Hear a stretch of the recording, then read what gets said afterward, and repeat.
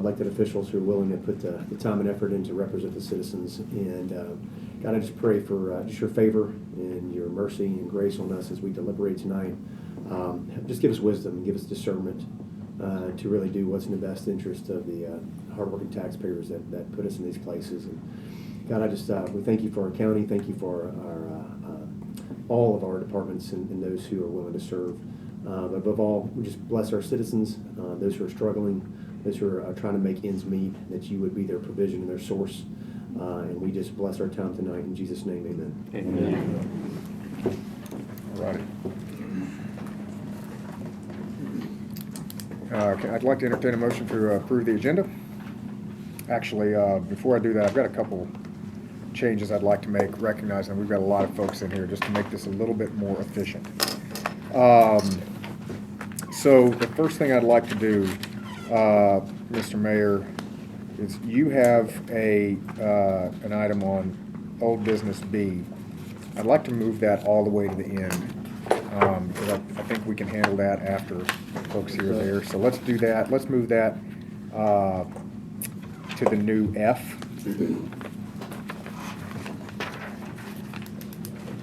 So that's one. That is the air conditioners? No, that's the uncollected materials receivable. Okay. That's item, old business item B. I had a request from the Election Commission to add,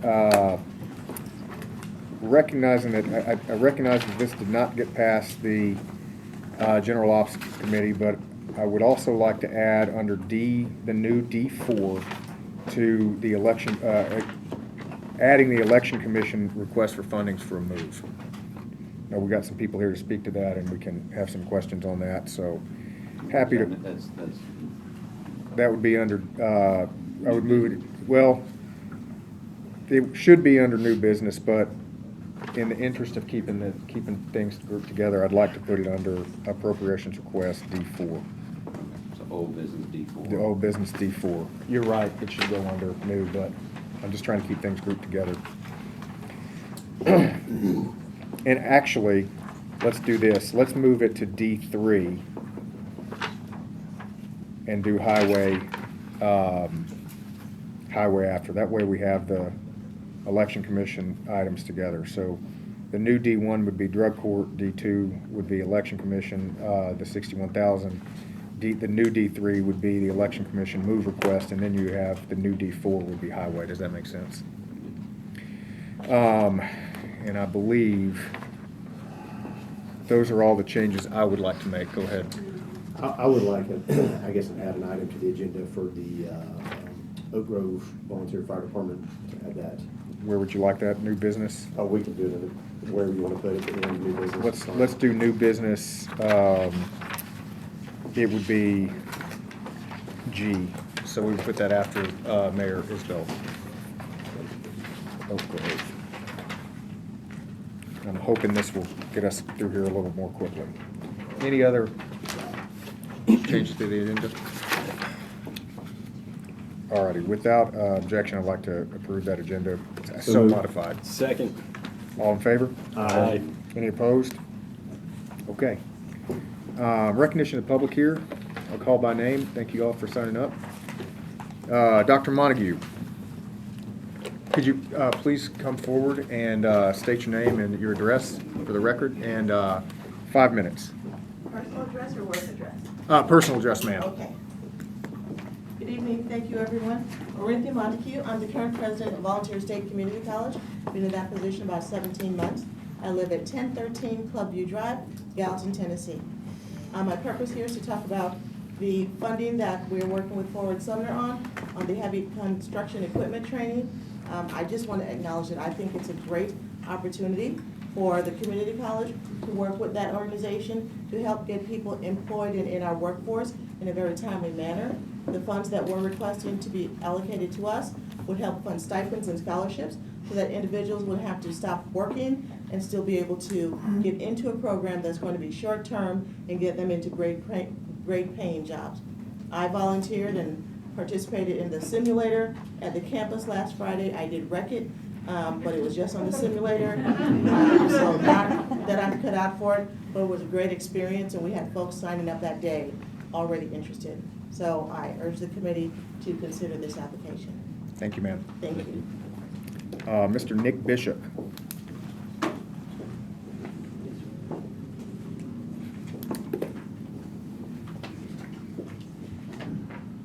Good evening.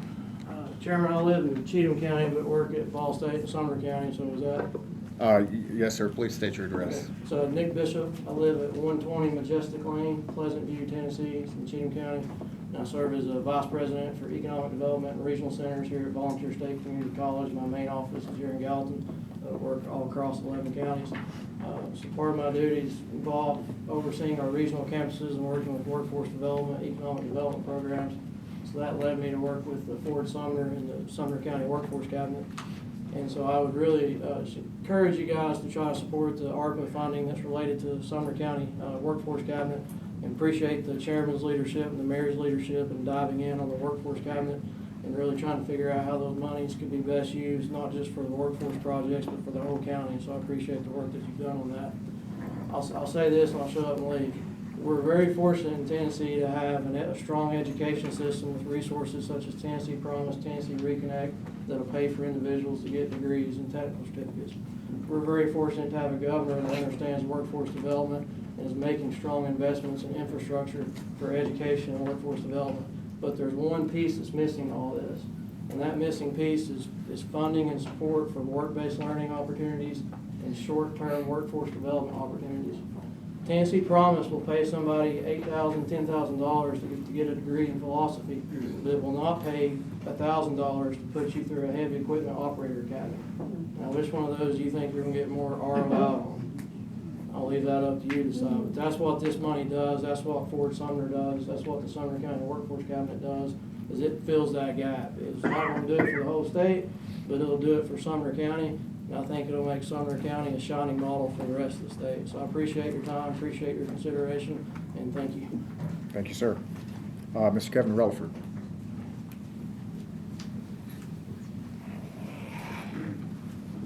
Good evening, Kevin Relaford. I'm Vice President of Logistics for GAP that's located here in Gallatin. My home address is 102 Secretariat in Hendersonville, Tennessee. So I appreciate you taking an opportunity to kind of hear us out. I'm also here to advocate and share how important it is for a relationship we have with Fort Sumner and work-based learning. You know, GAP's been in the community for over 27 years, and it's a large company. So we've had the ability to, over the last 6 years, to invest $120 million in our Sumner County campus, right? Largest private employer here. And so we have resources. We can establish bilateral relationships with work-based communities, education, and not all small businesses can, right? And so I'm here that this program is about 4 years to actually help create a better pipeline to connect those resources in which we invest hard assets with the community and the soft assets, give them the schools, and for them to be able to have good paying jobs that allow them to build strong careers and support their families. And so I like Fort Sumner creates an umbrella connecting community, government, education, and private businesses in a way that they can't do individually. Now, I have time to do that, but most small business owners don't, right? And so they need the pipeline, and more so than GAP, but I think it's important enough for our community to invest. And I appreciate you supporting the ARPA funds and allowing us to get better trained people to have better careers going forward. Thank you, sir. Judge Gay. I've never been here before, so I think I signed the wrong thing. I'm here with Catherine Strong and the sheriff to talk about the expenses on the death penalty case. Okay. And I'll just come forward with them to answer any questions that you might have. Yes, sir. I'm sorry. No problem, sir. Understand. Mr. Chairman, that's under B4. New business. Tracking. So I'm taking that to mean Mrs. Strong also does not. Okay. Judge Blanton. Ron Blanton, 103 William Shire Drive in Hendersonville. I, along with Judge Bryant McCormick, are here to talk briefly about recovery courts tonight. On tonight's agenda is the mental health court. But I also want to address this committee because you're going to be seeing several grants coming through Recovery Court through this committee in the next few months. This grant from the Mental Health Court, along with these other grants, are freestanding grants. They don't cost the county a dime. These are monies that flow through, that pay for personnel and programs that we have. They do not, they stand alone. They're not, you do not match funds with them. These people in Recovery Court that I have currently work in grants for over 20 years. They've been on one-year grant for 20 years. So they understand that if the grant is not approved, they don't have a job. So it's not that situation. We have a grant writer that searches for grants. If one grant's running out, they look for other grants to fulfill those grants that we have so that we can continue this operation, and it does not cost the commission or the county any dollars whatsoever. It's a total pass-through. So I'm encouraging you to support this mental health amendment. It's from the governor's package. It's a flow-through. It's renewable each year, at least for the next 4 years, as long as he's the governor. It's been one of his major projects that he's committed to in the next 4 years is this mental health addition to recovery courts. But for all of our recovery courts, that's what I'm here to speak to this committee about, is you're going to see several of these over the next few months that come in that are recurring grants that are time sensitive, and they need to be moved through, and I'm encouraging you to consider that. I forwarded to you earlier this week, or perhaps the end of last week, statistical information about the Sumner County Recovery Courts and how successful they are. If you did not get that, I've got copies I can hand you tonight to look at that has the success rate over the last 10 years that recovery courts have meant to Sumner County. Thank you, sir. I think I'm next. Yes, ma'am. All right, I'm Judge Key Bryant McCormick. I live at 124 Tattenall Court, Gallatin, Tennessee. Just to piggyback and share a little bit more that Judge Blanton didn't share. Last year, he and I had the privilege of going to 3 different conferences. Our baby judge school, as they call it, when we first took office. We went to General Sessions Court Conference as well as Recovery Court Conference. At all 3 of those conferences, highlighted at all 3, was Representative William Lambert, who had championed getting mental health court money for the entire state. I mean, essentially, Governor Lee has had a commitment to creating courts.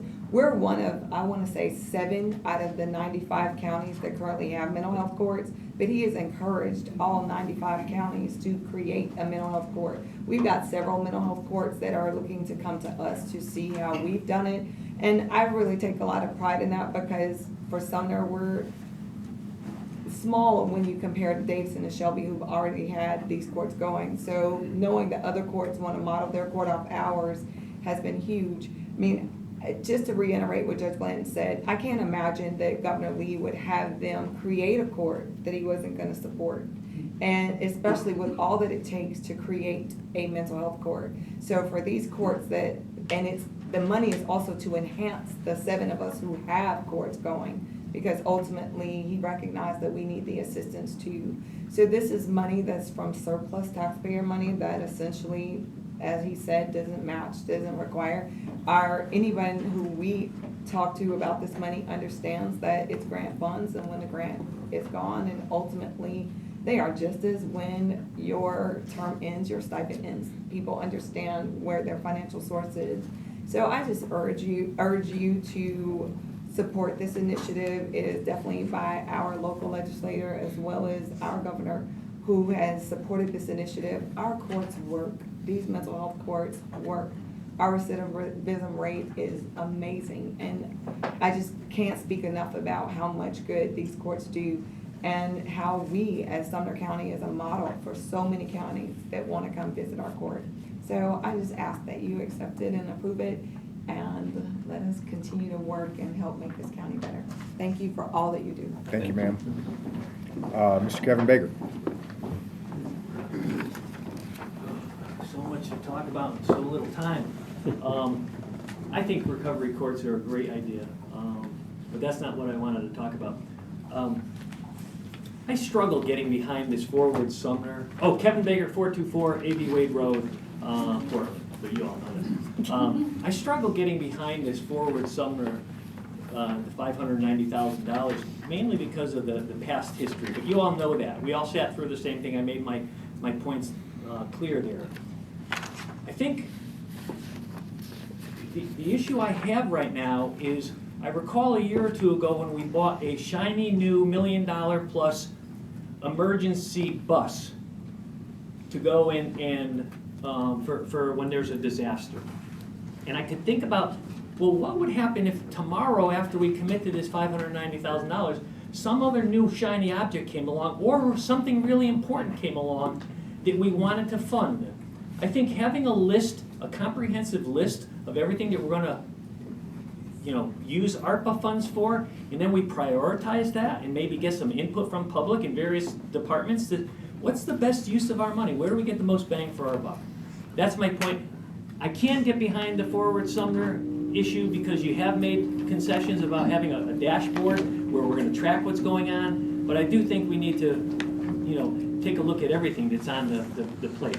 The second thing I wanted to talk about is that $5,700 for the libraries. We're going to be transferring $5,700 for a senior director in Portland down to a regular director down in Gallatin. And I don't have a fundamental problem with the $5,700, but when you look at the thing, they talk about, look in the minutes, and the minutes are going to tell you that they approved it. Well, I looked through the minutes, and my eyes aren't what they used to be, but I can't see it. But what the minutes do show is, this is right from the minutes, and it's not in your package. Okay, so I don't know how you all are going to know what the minutes say to approve anything, but the thing that piqued my interest was, Diane asked the directors about the criteria for the senior director level. This is their words in their minutes. No clear answer was given. So how can we support creating a senior level person down in Gallatin when we don't have anything defined what's expected? I do applaud that we're going back to the old way of how the libraries were all locally run. I think that's a great move. But it starts you asking questions. What the heck's going on? When they don't have criteria for creating a senior level position, but they're going to give somebody a raise for that role.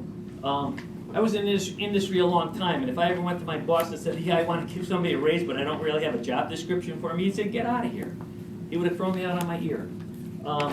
The third item I wanted to talk to are the CPR machines, and again, this is we're going to spend a couple $100,000 on new CPR manual automatic CPR machines. I think it's a great idea. We need to do that. But when I started looking into the details, we have 0 regular size adult size straps as of the last meeting.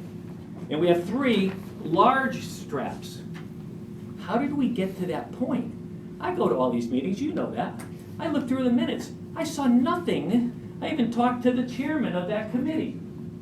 There was no discussion. It was never brought up. How do we get ourselves into these positions where we need to spend $290,000, I think it is, on automated CPR machines, and we don't have any straps for the ones we got? So guess what? I don't know how many of you all are regular sized people, but we have no straps for you. So if you have a heart attack, good luck. Although I am certified in CPR, and I have performed. In fact, I performed CPR on my father, believe it or not. Anyhow, the final last thing I wanted to talk about is the election machines. It kind of disturbed me when I saw an article in Tennessee Lookout about a pending lawsuit for election machines. And then I look at there's a transfer, you want to transfer $61,000 from one account to another account for the elections department. And it said this: as stated in the multitude of correspondences, due to the previous COCOM, I'm sure that's County Commission, cutting in half the original budget. So the previous County Commission voted to cut the budget in half. I don't recall ever hearing about a lawsuit potentially being filed. This is just crazy to me that we have elections people, and I know some of them may be in this room, supporting the machines, but we're worried about having a secure location. Is the microvote factory secure where they're produced? Is it blanketed in a Faraday cage so that there's no communications with the outside world as they claim? How about the trucks? Do they ship them in armored personnel carriers or armored cars so that nobody could get to them? That they're worried about having them. So when they get here, they're not really certified machines until we tell them that they're certified. So if we put them in this room, they can be hacked just as well as they could be hacked back in the 2020 elections, right? We all know about that. If you don't believe that, well. But I have a problem with, them threatening the county. And where are they going to get the money to sue us when they don't have it in their budget to do that? I mean, but they're transferring money around. Can't they come in here and have a conversation? I sat through the last meeting where they wanted to force to move down there to the other building. That's just ridiculous. But anyhow, that's my 2 cents. Thank you, sir. Mr. John Day. Yep. Hey, everybody. My name's John Day. I live at 212 The Hollows Court in Hendersonville, Tennessee. I'm a vice president with the Starbucks Coffee Corporation. I have been working over the last year with elected alderman who's no longer in office, Brian Stewart, to secure a grant to help us remediate some stormwater issues that have been occurring in the Hollows Court neighborhood. I'm joined tonight with several other members of my community as we've all been imploring with the county for years at this point to remediate these stormwater issues caused by upstream development at the Somerset Downs community. I personally, over the last 4 years, as I've lived in the community for 4 years now, have spent over $20,000 of my own money to repair damage and or preventative maintenance from stormwater intrusion into my own personal property, as many of my other neighbors are here to attest to their own grievances. But I am just here to implore that the money that has been secured in this grant is used for the remediation of these stormwater issues in our community. Thank you, sir. Mr. Dale Leftwich. Dale Leftwich, live at 201 The Hollows Court, Hendersonville. And this has been going on for a long time, guys, this water remediation thing we're talking about. And Josh, I know you've kind of been the beating post for us for a while as we've begged for help. John and some of the other neighbors here are upstream. They're on the north end of the street where the rivers start. And it's, we're kind of in a little valley on both sides of the street down the center of the bottom of it. So these guys are up on the upper end. They're dealing with all of the forceful, I call them rivers, that are created every time there's a flood. I'm down about the middle, almost at the tail end at the lowest elevation. My property is quite honestly the holding pond for about 500 acres. Every bit of that water comes down. I've got pictures that will show my entire property underwater, anywhere from 6 inches to 4 or 5 feet out where the creek is in the front yard. Some of you folks probably got emails from me this week. I don't know exactly which ones that'd be. I've got videos. I've been there 25 years. First 15 years, we might have a high water issue with an extreme flood. For the last 10, since all the development has started, it just gotten worse and worse. And we're to a point now where about 2 to 3 times a year is what I think I said in the email.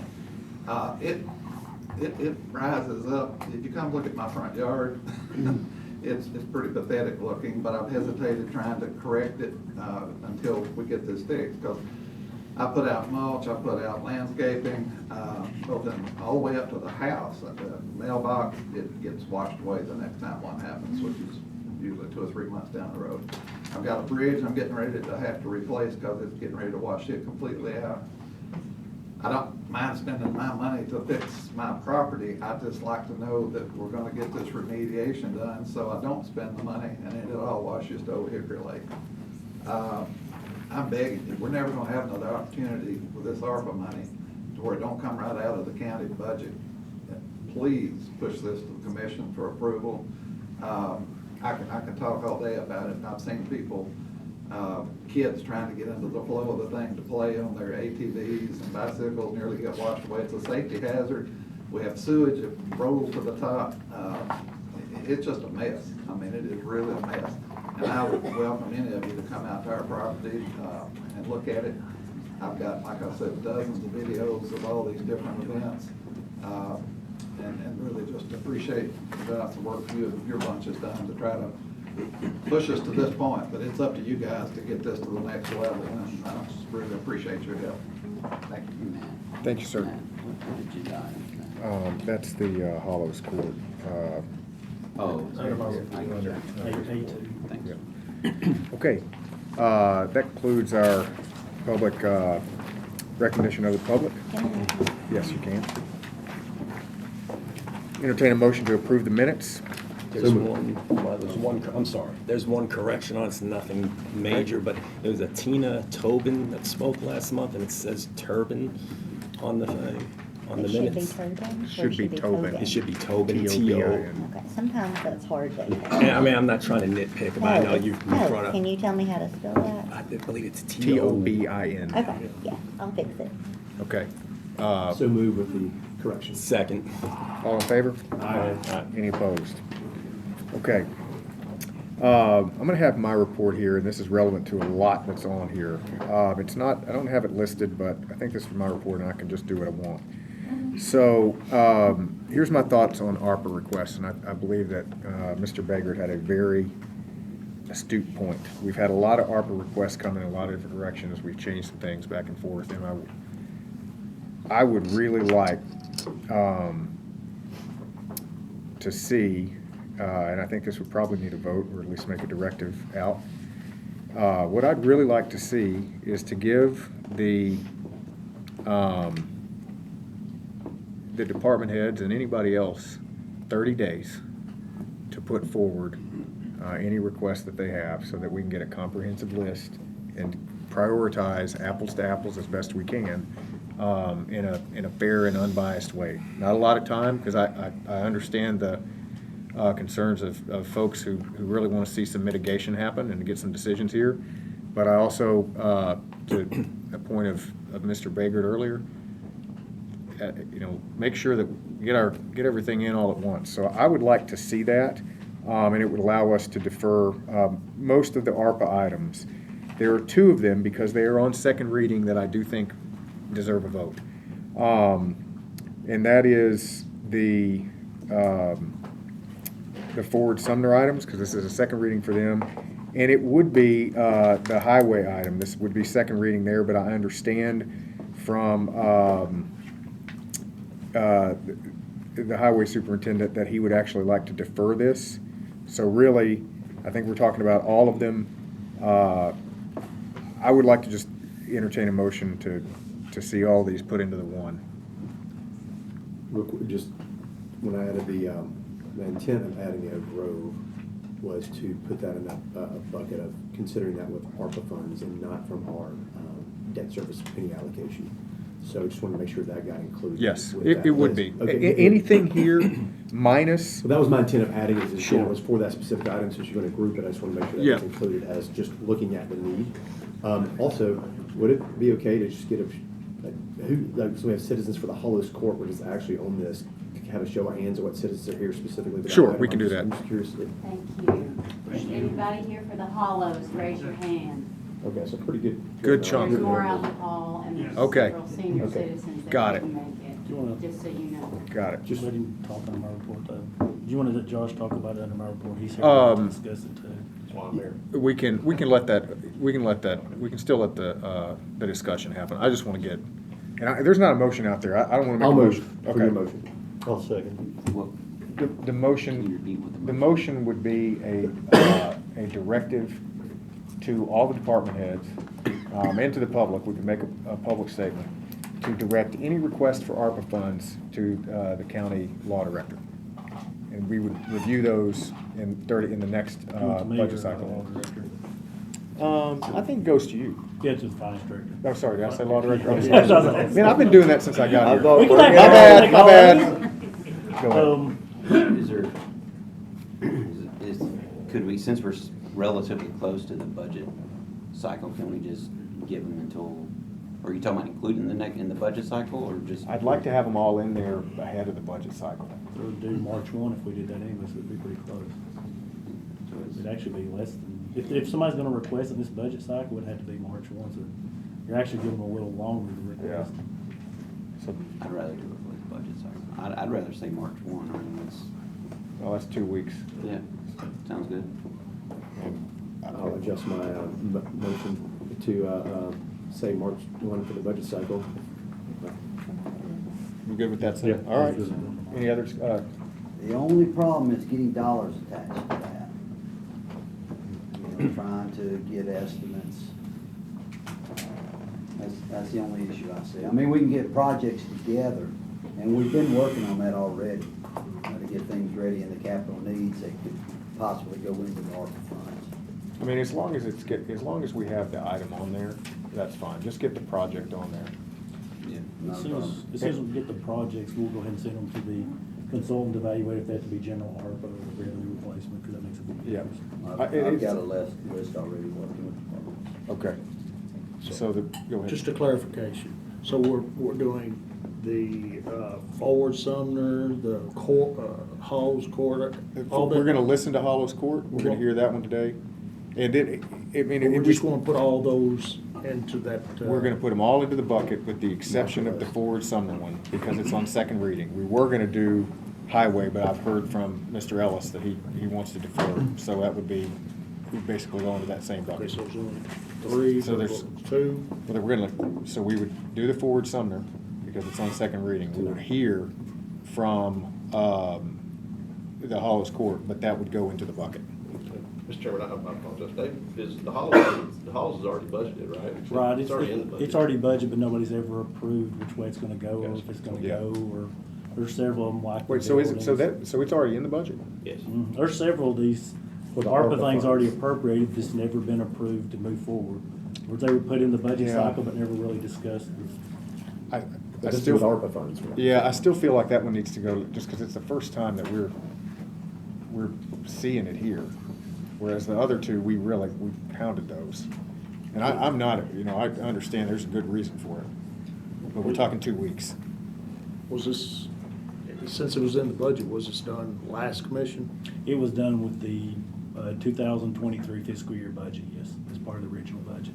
There were several projects added in the original budget, but Yeah. they haven't really been discussed or fully formed. Right. That's why when I received the email from Josh and it's on the actual presentation tonight to discuss the Hall Courts, I thought it's probably the best time to go ahead and discuss if it's gonna move forward. And I'd like to, when y'all get ready, just let me know. I've got a little bit of nuance that I'm asking for with this, that I want to get into it. Just to clarify, I guess for everybody understanding, and make sure I'm understanding, we're asking to have basically a master list. That's correct. Here's the master pot of money that we have. We have this amount and no more, no That's less. right. And here's all they asked, and we're gonna prioritize. That's right. And we want everybody to see. That's right. Instead of all this disparate pieces That's that we correct. have no idea. That's It's right. Just One not bucket. chipping away a little bit of time, we're gonna do. One bucket. I love that, thank you. Yeah, I love the idea as well. Besides the highway on here, what else are we moving, like the CPR devices? Oh, well, Yeah. you mean would be moving into that bucket? Correct. It would be the Hollows Court, highway, the CPR devices, Oak Grove, the one that you added, that might be it. And there are other items as well that aren't on here yet, but they would go into the bucket as well, all the maintenance, what we're gonna potentially do with the maintenance facility. I know you're still looking at all of them. If you're gonna give them March 1 to request and prioritize, you might wanna think about giving a deadline where they can come back with some estimates too. 'Cause you'll be into your actual budget cycle in May. Well, but- April, May, so- Yeah, we could do that. So we could do March 1, well, it's your amendment, but, or excuse me, your motion. You're asking for what? You're just like a. Well, I'm saying if you give them to March 1 to come back and request that, you may want to, for instance, give them April 15th to come back with dollars, because if you have a May budget hearing, you're still gonna have the same issue. I will amend my motion to include finance director's suggestion. All righty. Got a second on that? I will. Any other discussion here? I got a question, I guess really around the Hollows Court or really any of the ones that have already been brought forward. If they're more of an emergent need that, because we do bake it into the budget cycle, which goes into May, and we get approved in June-ish, hopefully. And, is there any requests that are maybe more emergent that we should go ahead and consider before that? Like if, you know, the Hollows Court, if it's flood, I don't. If we're talking two.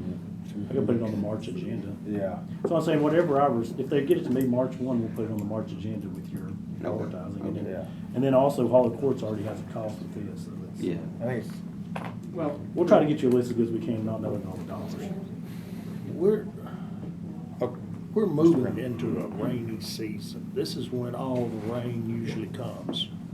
March, April, you can come see it. I mean, this is something that possibly needs to be moved ahead. I don't see that If y'all want me to, if it would be all right, we're talking about that. we're gonna get to you, we're gonna get there in a minute anyway. I mean, look, if we wanna talk about this one, we can. I'd like to leave Hollows. Okay, let's do it. Court at least for consideration and move the other ones. Yeah, let me That's talk fine. about It's action how item. we're So, supposed to do it. so here, the motion is just, but the motion is just for the grouping anyway. It doesn't mean we can't discuss the items that are on here. It's just a choice to defer when we get to it. So there's nothing that's stopping us. When We I can go- pull something out of it. When I go over my report, I'll go over the ARPA analysis Okay. anyway, where we're at on it. And then I have as item 2 under the ARPA, actual, or item 1, the Hollow Courts. Okay. Any further discussion? Are you good with that? Good. All right. All in favor? Aye. Any opposed? Motion passes unanimously. Okay. Mr. Isbell? Do we want to bump this down? No, we had bumped, the air conditioners we left, it was the tax analysis, the tax assessment. That's what we bumped down to the bottom. Okay, pass these out.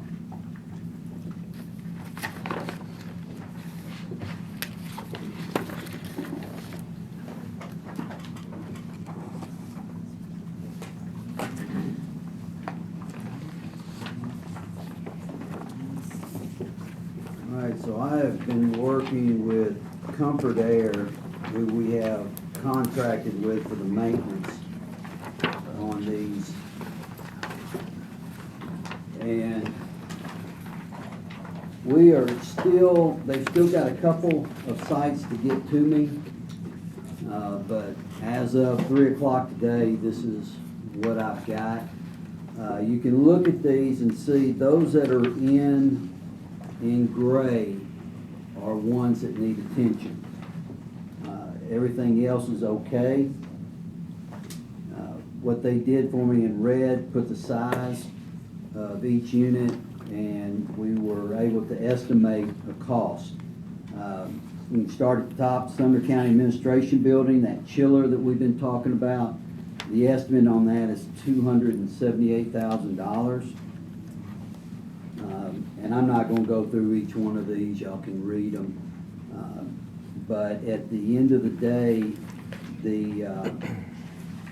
I don't wanna say, I hesitate to use the word immediate, because we can stage this. These are all the R22, these are the ones that will have to be phased out. But you're looking at a total of $877,000, assuming the rest of them that come in are not R22 systems. And the lead time on them, they told me that they're increasing every 2 weeks. Has not seen a decrease in 2 years. We're looking at around a 32-week lead time on the units. So if we wait till they go out, then we're looking at 32 weeks. He has said that seems to be lightening a little bit, because if y'all remember before, the estimate on the chiller was a little over a year. So that's come down a little bit, so that's good news. That's where we are with the air units. Now what we are doing next, once they finish up that list, getting the rest of them identified with the year, make, and all that, we're gonna go into to prioritizing the units, so that we have a list 1 through 37 and hit those in that order. So we're working on that, but this will be, I think this is a good ARPA project. So I think I was going to include it on that. We do have, I will tell you, we've got capital funds to cover some of this, some of the more immediate ones. We can use some funds that are allocated.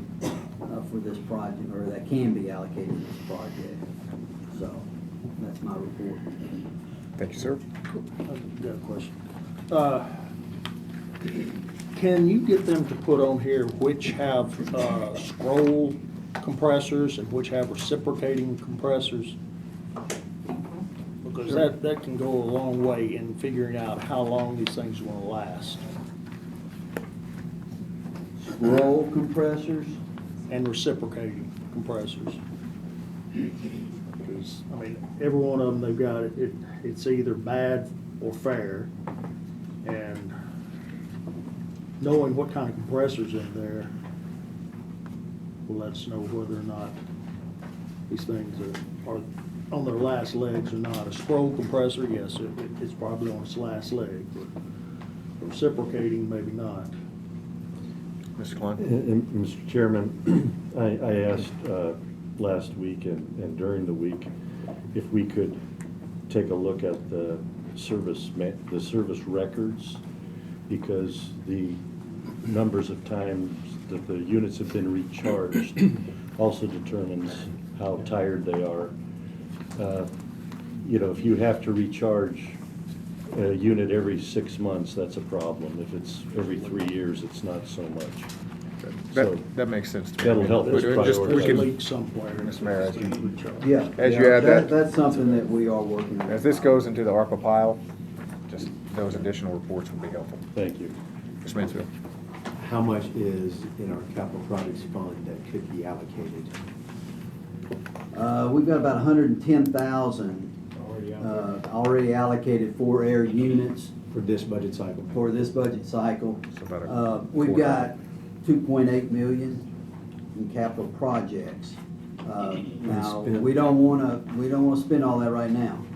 Yes. Because emergencies come up, but. The idea would be to state, I mean, what I have here, there are two options. One is to move to what I'm calling the ARPA pile. The other is to stage over time. And in we capital. could go either route with capital projects. I can include it either way. Sure. All right. I don't know that we need, is there any other notes here? Okay. Any other notes for your report? Thank you, sir. Mr. Long? On page 21 is the ARPA report that was requested last committee meeting, and I emailed it to the committee back on the 12th, and I can go through what some of these numbers mean real quickly. You notice there's like 4 columns there. There's amount 1, 2, total, and then portion that's allocated revenue replacement. The $10 million is the revenue replacement that has the least restrictions. The other $27 million, which is on the left, has the most restrictions. That's why we were talking about allocating, or the committee was talking about allocating the ARPA funds. It's very important that we get them, when we prioritize, determine which ones can be used out of the general revenue. If you look at amount 1 over here on that deposit, there's an amount that's 18.5 some odd million dollars.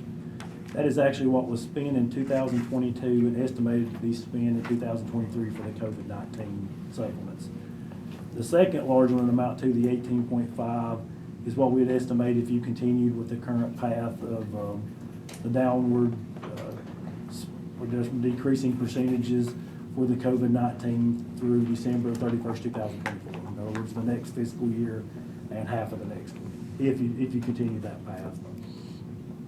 And then the rest of them down through there is the bandwidth. I'm sorry, I said 18.7. It's 5.7 and 4.6. 18.5 is your total at the top. So, Mr. Long, quick note on this. And this is super helpful, because this kind of starts to get us to what we were asking for here. What we're missing here is, and I think this is important as we're moving forward, is kind of almost like a project management status on where these are, right? Because right now they're all bucketed into one. We've got the hollows drainage that's bucketed right up here into broadband. I believe broadband, I know has already been. There was a discussion with, I think, CMC about a year and a half ago, but I don't know. I don't think they went any further back. I don't think they came back. Yeah, to this point. So, and I don't know, I don't mean to derail you, but that's what I think as we're building Mr. Mansfield's look here to separate out what's been actually in progress already.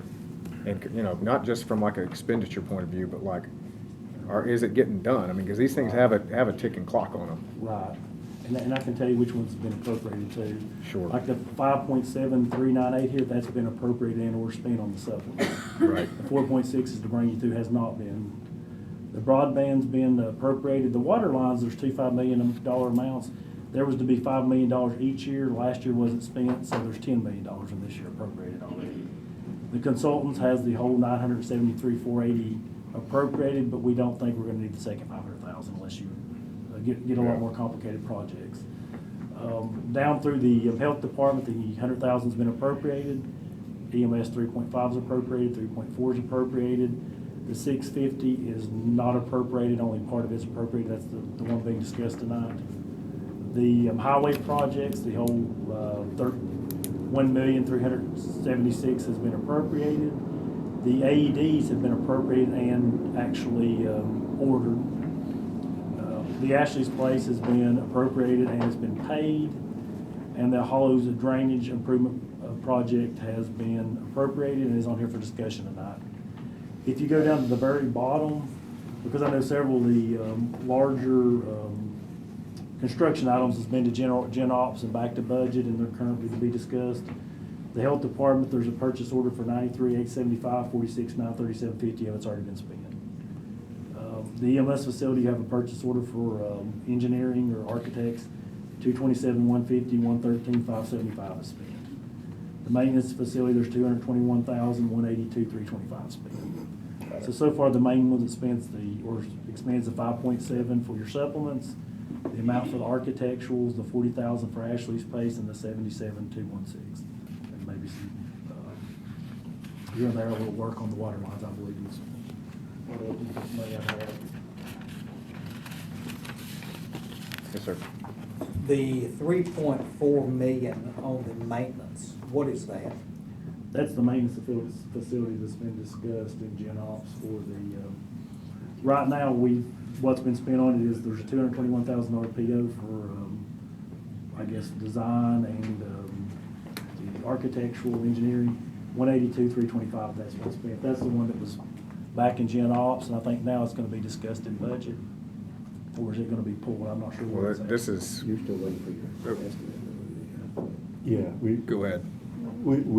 We're in redesign, because if maintenance moves over to the TRC building, then theoretically, they would only need half of the building that was designed. But I'm working with EMS, and it's stalled a little bit because of some other things that have been more urgent. But we're gonna get back to it for what the real purpose of that building is, and can we reposition things in the EMS building that would allow the bays to be worked on in the existing area and parking ambulances and other vehicles in an actual parking structure. So it hasn't been canceled?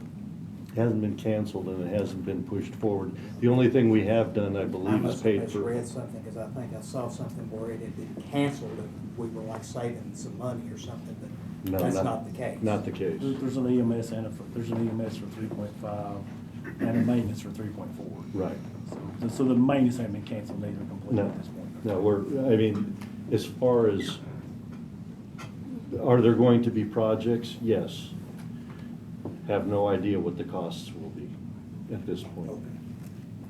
Yeah, I mean, the maintenance facility was a $4.4 million ask a couple months ago, and it's down to basically like a $100,000 ask. So, yeah, I mean, in my mind, it's canceled. I mean, it's pulled off the agendas and gone through the budget cycle, but I mean, you're saving. Well, I mean, it's just not, but we need to find. Well, when I saw it, Correct. that's what Yeah. was confusing, it was, if It's- it's been canceled, I didn't remember the vote, and. It's but it not. was still sitting there. It's still sitting there, but it's Not subject to $3.4 million. considerable redesign. I think, Mr. Chairman, when I was speaking to David Loring about it, I think we have, of the 37 million, correct me if I'm wrong, David, I think we have at most 8 million left. That's And what's at canceled. the very least we would have left is about 800,000. Well, you've got the estimated balance at 4.3, and then if you take some of the EMS and the maintenance and add to it. Well, the totals over here, is the $1,059,000, sub here just shows out of this total how much Yeah. is used toward the 10. So it's not, it's this thing, it's a little confusing, but that's the way we're trying to show it, because out of your 3710 can be less restrictive if you Yeah. decide to do something. So worst case, we have 1,059,000 left. Yes. Best case, we have about eight. Eight. Eight something. And I think the 1,059 is low because of the consultants. I don't think you're gonna need $973,000. No, gotcha. Unless you as a committee or commission decide to do something much more complex than we're looking at. And I didn't remove the 3.4 even if it's been discussed because there's still an Yep, appropriation. no, I totally understand. That's the end of the report for that, but right under it is item number 1, and that is the the Hollow Courts. Okay, do you have the report here, or would you want me to suspend the rules and have, But can Josh go under my report? yes, he Would that be can, fine? go ahead. Thank you, Mr. Chairman, I appreciate it.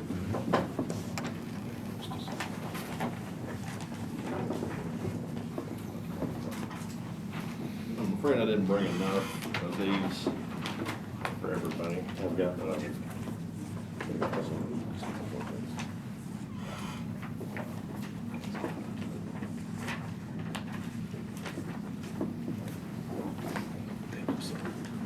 Is it the same one you emailed, Josh? There's a little bit more information right now. Before we look at this, I do have a question for you while he's passing this out. Is this 750,000, if we were to move on this tonight, is that the worst case scenario, 1.05? That's assuming this will be appropriated. It's already been approved. Got it, already built in. It's That's what I already thought. been, if you That's pull, just checking. if whoever Got tells it. it to move forward or not, Got it's it. already been appropriated. I think there's just not a clear path of who pulls the trigger on. I got it. Mr. Chairman, like I said, I really appreciate y'all giving me the opportunity to speak. This is a project I've been working on. Can I have one? Oh, you don't, I'll share. That's okay. Oh, thank you. I've been with the county for about 5 years now. And I've been working on this project in one way or another, as the folks at the Hollows can tell you, since pretty much the day I walked through the door. This is a project that's always been very important to me in my office. I'm on vacation today, and I came in because I wanted to be able to speak to you guys about this. If you guys can look at the bigger sheets here, Somerset Downs here, there's a front and back sheet, if you see it. Speak up a little bit. Yes, sir. Yes. So what we did a couple of years ago, this is pretty old, we had Reagan Smith, there's a development adjacent to the Hollows Court, which is a subdivision that was built in the early 90s. It was approved by the Planning Commission in like 1988, 1989. It was built in the 90s. It experienced drainage problems. I think the neighbors would agree with me, to some extent from the time it was built. It was built in a way that you just couldn't do today. There's a creek running through the middle of it, essentially, that where the road is, basically. It's a designated creek by a stream per TDEC. Those rules didn't exist in 1988, 1989, 1990 when this development was approved. And so it had drainage issues. It's in a hollow, as the name implies. Over the years, you had a lot of development pressure, as you all may know, along Hall Pike Corridor. Somerset Downs came in back behind this development. It caused a good bit of issues. There was a lot of infrastructure that didn't get put in properly. There was nobody at the county back then, no county engineer, no staff here existed to make sure developers did what they were supposed to do. And so they didn't. That's what happens. We don't have the staff to make sure that it's gonna happen. And so since I've been here in my tenure here, I've worked with the developer.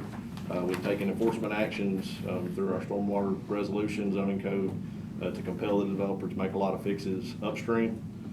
That is, I think, has helped the situation in the hollows. But within the neighborhood, there are drainage issues that are there and that were there when it was built back in the day. And those folks are long gone now that did the development. And the problems remain, which is what happens sometimes. And so a couple years ago, we had an engineer to kind of provide us just a very, very rudimentary sketch here. There's problems on one side and proposed solutions on the other. Now, this is not a fully engineered kind of a thing, but this is just a high-level guesstimate from the engineer about, the notation on where the issues are. That's very accurate. Mr. Klein and I went out there last week. He asked for me to go out and take him out there and show him some of the choke points. in the neighborhood. We took a look at some of those.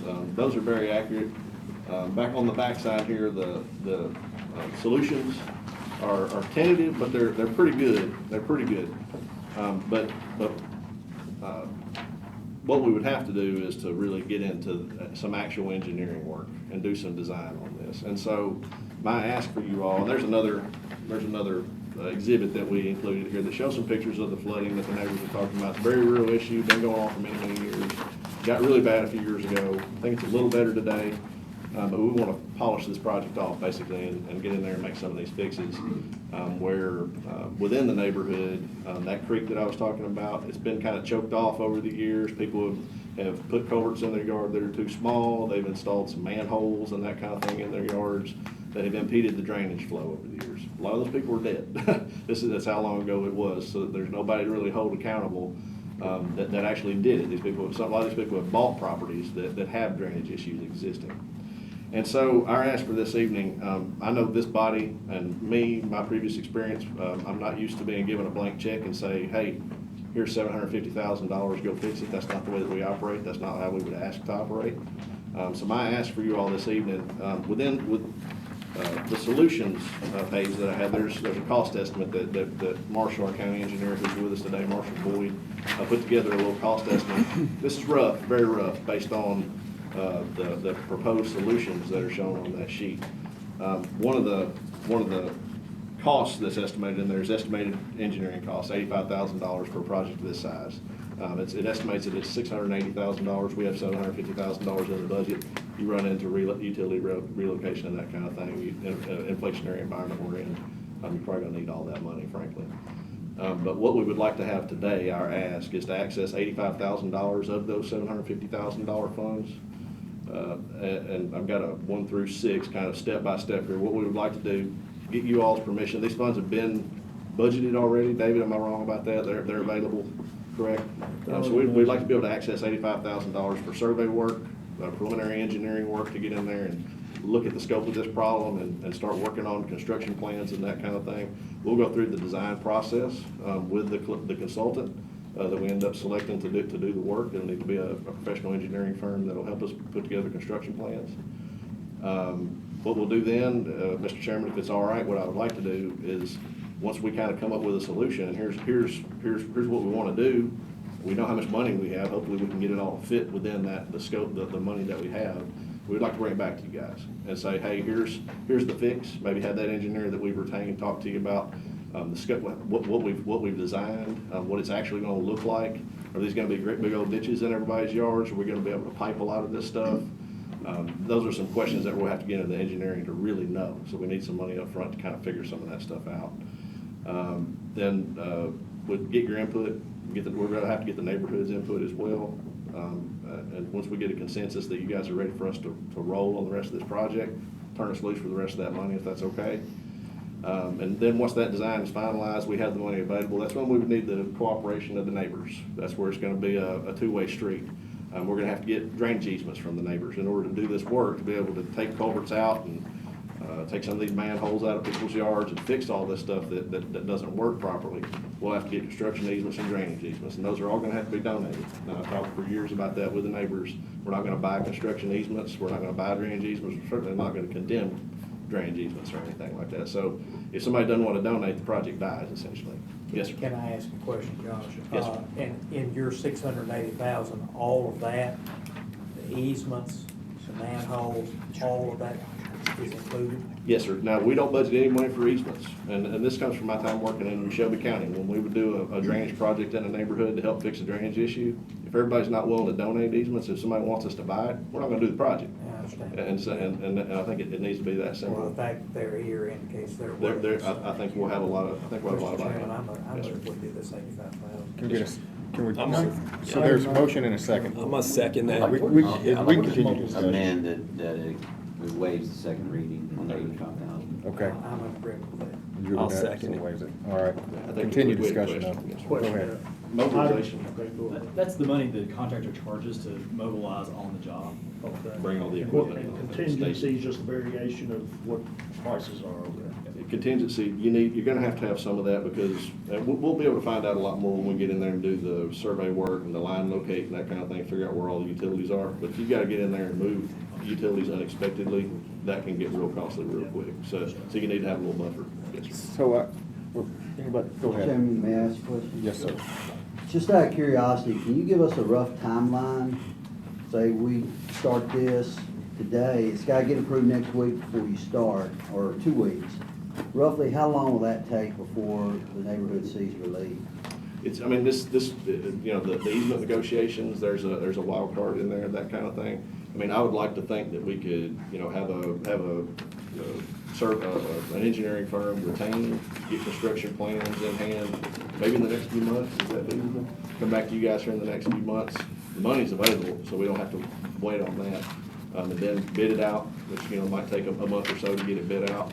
And then you gotta wait for, depending on where we fall, that sounds like that might fall in a pretty good time to do construction. So hopefully we'd be able to get into construction, you know, late this year, maybe this fall. Is that too optimistic, do you think? And when would it be completed? Because ARPA funds have to be done. It should go pretty quick. This is not a huge project. And part of what we're gonna be working with the consultant on when they're looking at the design on this is the scope. How far up are we going? How far down are we going? Where's the real problems we need to focus on? Maybe the fix is smaller than what we think it is. That's possible. And so that's what we're gonna learn during the design So phase. I have one more question here, and it's just broader. Yes, sir. And like, it's a good project, but I'd be remiss if I didn't say that, and I know I'm gonna make everybody in the room mad, but it's okay. It's about to be budget season, everybody's gonna mad at me anyway. You noted that most of the people who live here were not, they weren't there when the flooding started. So I wouldn't say that. I would say that from the time that folks started moving into this neighborhood, when this neighborhood was developed, it had drainage issues. Well, that's my point. From the beginning. Yes. That's my point. And I worry about the precedent this sets, because there's drainage issues all over the county. And the thing that I worry about is that I had one at a previous house, I keep it as a rental now, and I put about $10,000, $12,000 worth of improvements to it to fix the drainage, and it's not fully fixed either. I mean, I still need, it's good enough, but, and I worry, when I bought that house, I knew that it was there. And it was worse than I thought it was, but A lot of us didn't. And I will say, keep order here. Just hang on. So one thing I will say is that government cannot, and I think David, correct me if I get a little wrong, we can't spend money on a private purpose. Yeah. Right? This issue is a public safety issue. The reason I'm involved in this project is because the road floods. Okay. Every time it rains. Basically, when you get a good rain, the road floods. Okay. That's not satisfactory. Right? Got it. Now, when I've got two neighbors, and Marshall and I deal with this every single day. When we've got two neighbors that are fighting about somebody's installed a fence and now they get water in their yard that doesn't flow properly, that's a civil issue. We're not gonna get involved in that. But when you have So it's flooding the road. when you have a systematic drainage issue that crosses the road, Okay. that backs up water in the road, something's got to be done to fix it. And we own the road. Yeah, that's right. County can't work on private property. Mr. Mansfield. Two things. One, the question. So for the engineering fee, the $85,000, I guess what is that with, like, Marshall coordinating them is more than the scope of what our engineer can do, or like, I'm just curious of why. I mean, we have full-time engineers, so just help me understand the cost. It's probably a little more than what we can do in-house, yeah, and I'll defer to Marshall on that, but yes, it probably is. So are you getting an outside firm, get something to help out and do that, and do the work, carry the load? Have a third party. There's some liability, I'm not a lawyer, obviously, but there's some liability things in there as well, where we have somebody else's stamp on it, that designs the project for us and that kind of thing. I mean, and I spoke with Josh about this on Friday when I saw this on the agenda. I mean, this is one of those things, I understand your concerns, Mr. Chairman, and it's a lot of money, but it's one of those things where it's the right thing to do, in my opinion, because it makes the citizens whole from something that you hate to see a situation where reckless rezoning and irresponsible development has happened 26 years ago, 27 years ago when this was built, I think, the neighborhood. 50 years. It was 1986 and 7, because I watched it. Okay, As a when beach the Hollows volunteer, went, I so, watched it. so it's been a long time, but I just, point is, it's like, it's problem has obviously been exacerbated by more development, i.e. the Somerset Downs, when Josh came in and kind of took a beating a little bit unfairly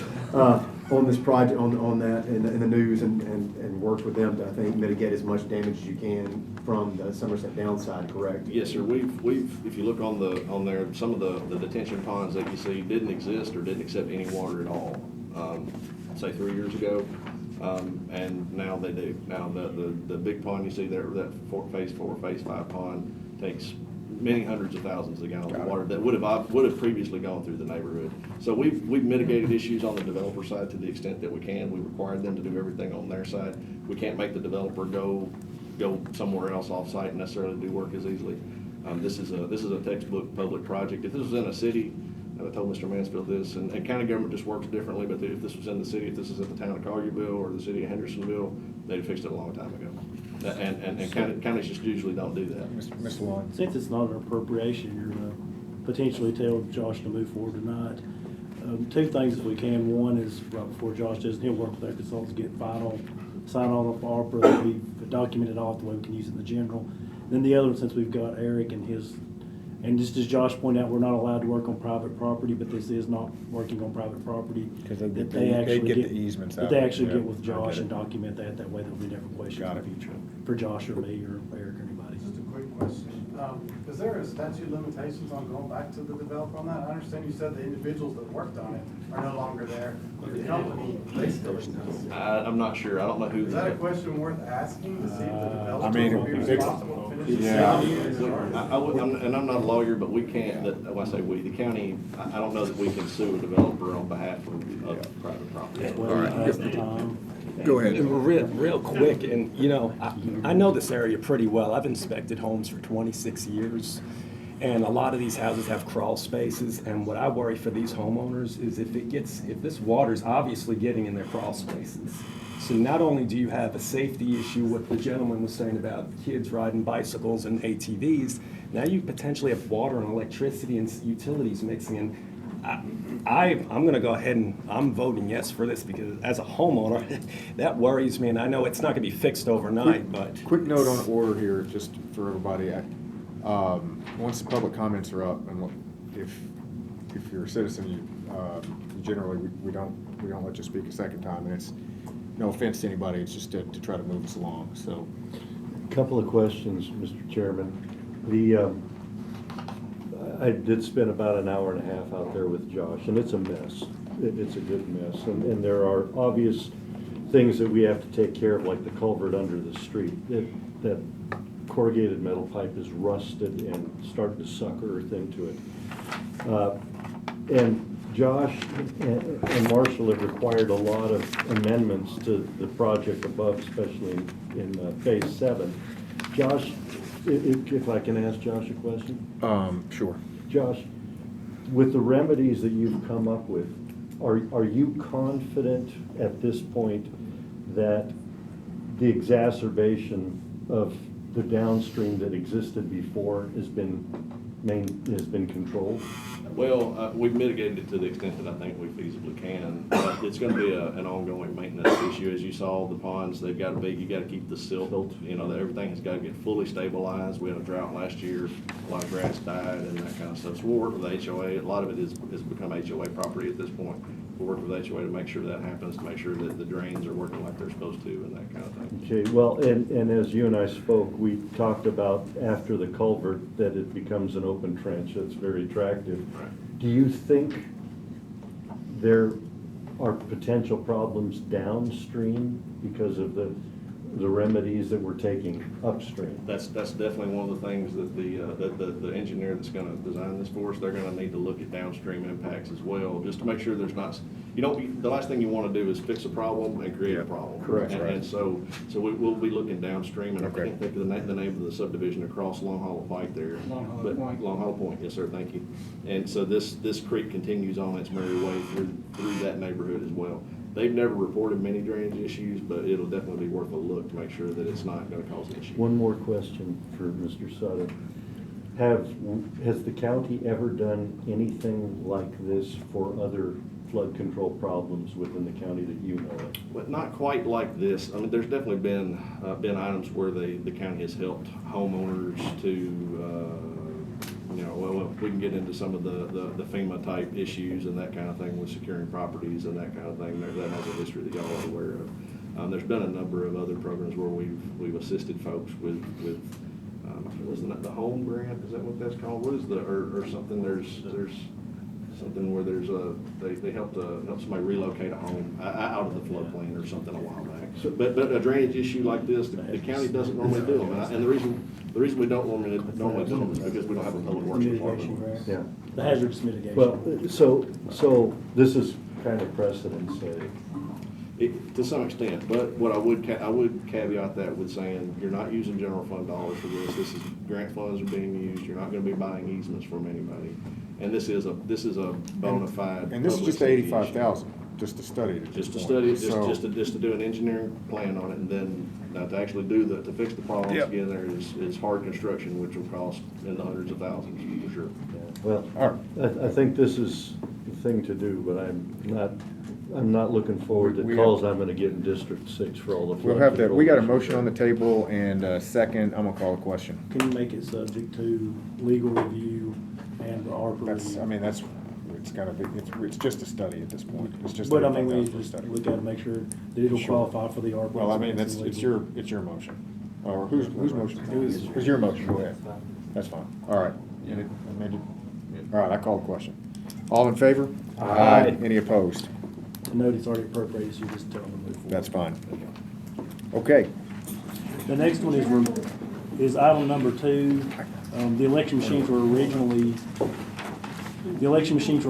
appropriated $1.5 million out of ARPA, but they got bought with HAVA funds, so I'm requesting to send back to the county commission to remove that appropriation, to clean up the books. I'd entertain a motion to do just that. What was your Motion, who had a second? It's to remove. There's $1.5 million appropriated to ARPA for election machines. They got bought with HAVA funding, so it's an unnecessary appropriation that's sitting out there.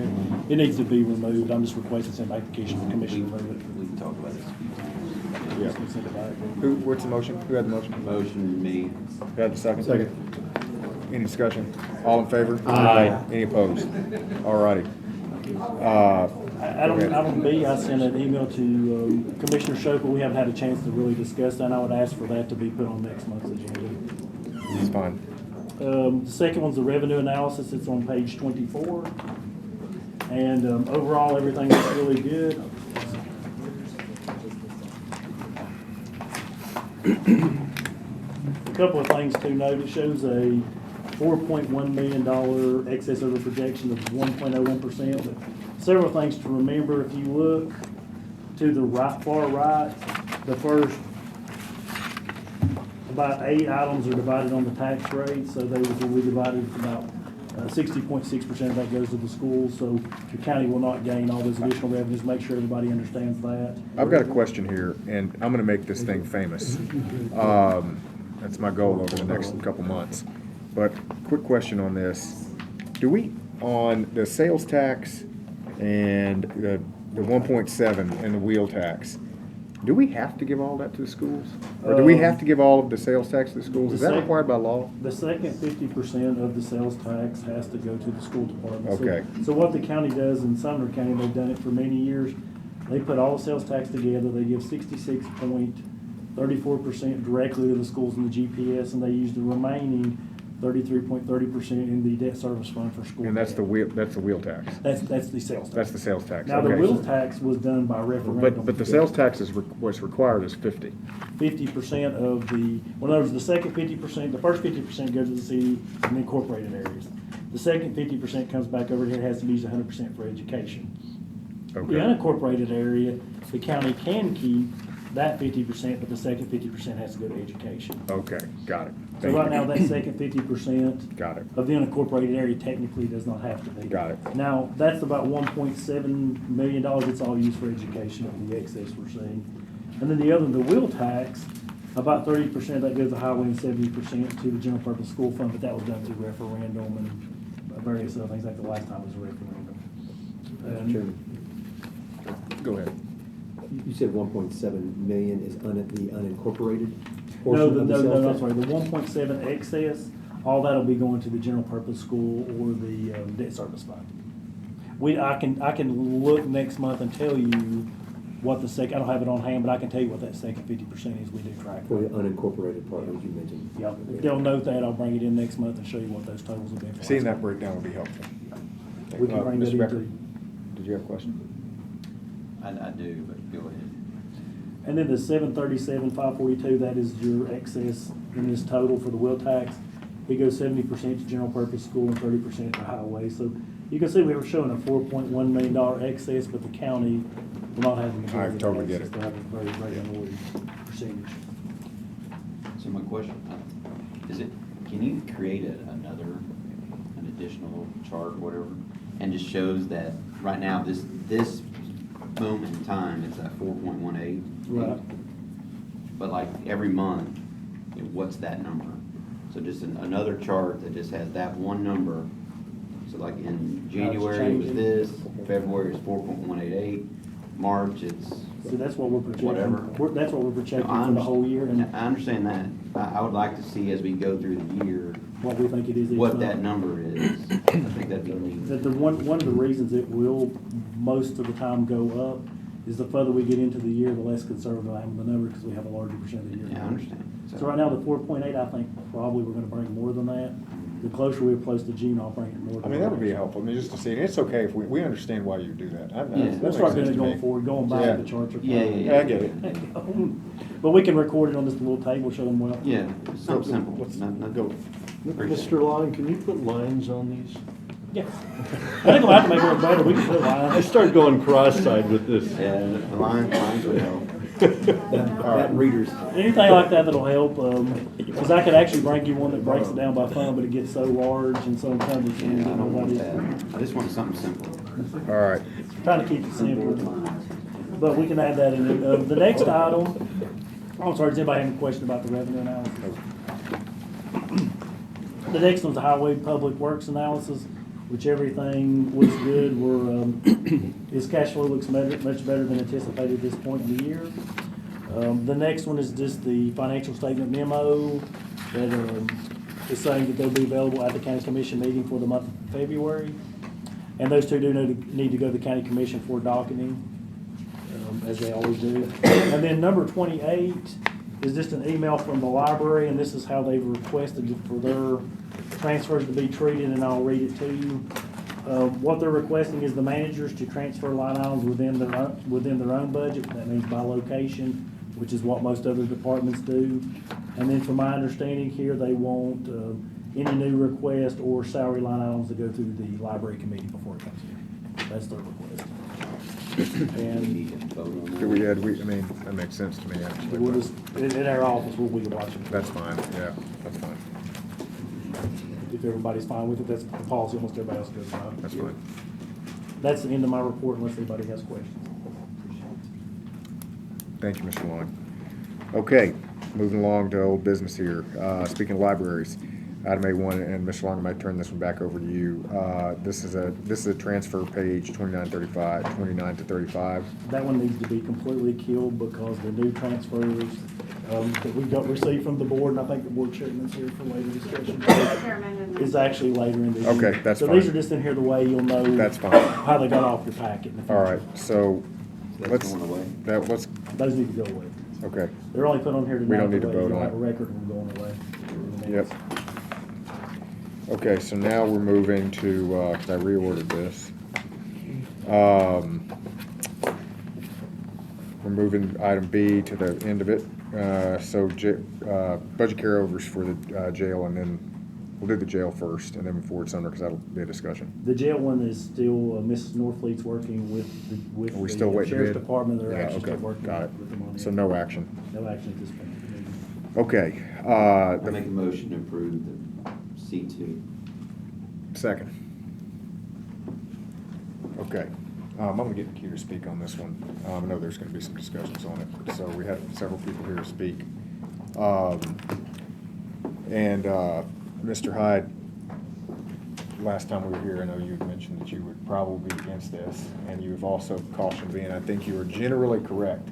And when people step into a room after a little bit of discussion, they probably mostly have their minds made up after researching it, and a lot of words don't typically change your opinion, but I'm going to try to change yours tonight. We'll see. And it won't hurt my feelings if it doesn't.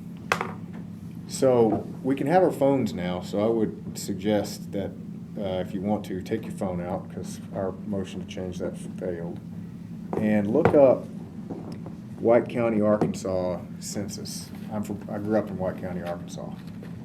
And you'll see in 2010, 2020, the census actually was reduced from where it was in 2010. So was its GDP. When I played ball at Bald Knob High School, it was, we were AAA and now we're AA, I think. Now, why am I telling you all this? Because I think most of the people on the commission and most of the people in this room have lived in areas where they have seen nothing but economic growth. And I come up from an area either between where I grew up in Arkansas and after my parents divorced, and in West Tennessee in Lauderdale County when I was younger.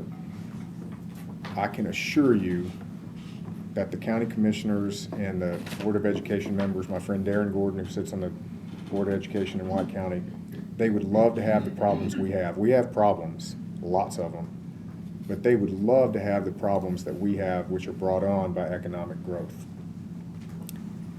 So, and I'm not here to advocate for residential growth. I've been very hard against it. But let me tell you what happens when you have economic stagnation and why this isn't just about this 590,000, but it all plays a part of it. And why, even though I am still skeptical of Sumner, Forward Sumner and some of the way it operates with the GNRC, I have a nuanced opinion on it. When I grew up, there were 5 people in my kind of block. 3 of them died before 40. 2 of them were brothers whose parents were middle-class folks, and one died of actually in police custody of a methamphetamine overdose, I believe, and the other of a fentanyl overdose.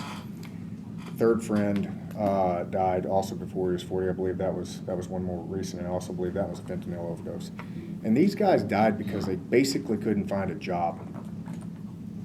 Now, that's the truth of it. There's no economy. So if you think we've got a fentanyl problem here now, shut down all the economic growth in the county, and then you're going to see a fentanyl problem. So I'm saying all that to get down to brass tacks, because it colors my thought on this. I don't know if this specific program is going to work. I don't know if it will or not. At the end of the day, what this is it's scholarships or internships for people like those 3 guys I just talked about to get a role in a company here that who otherwise might not have gotten it.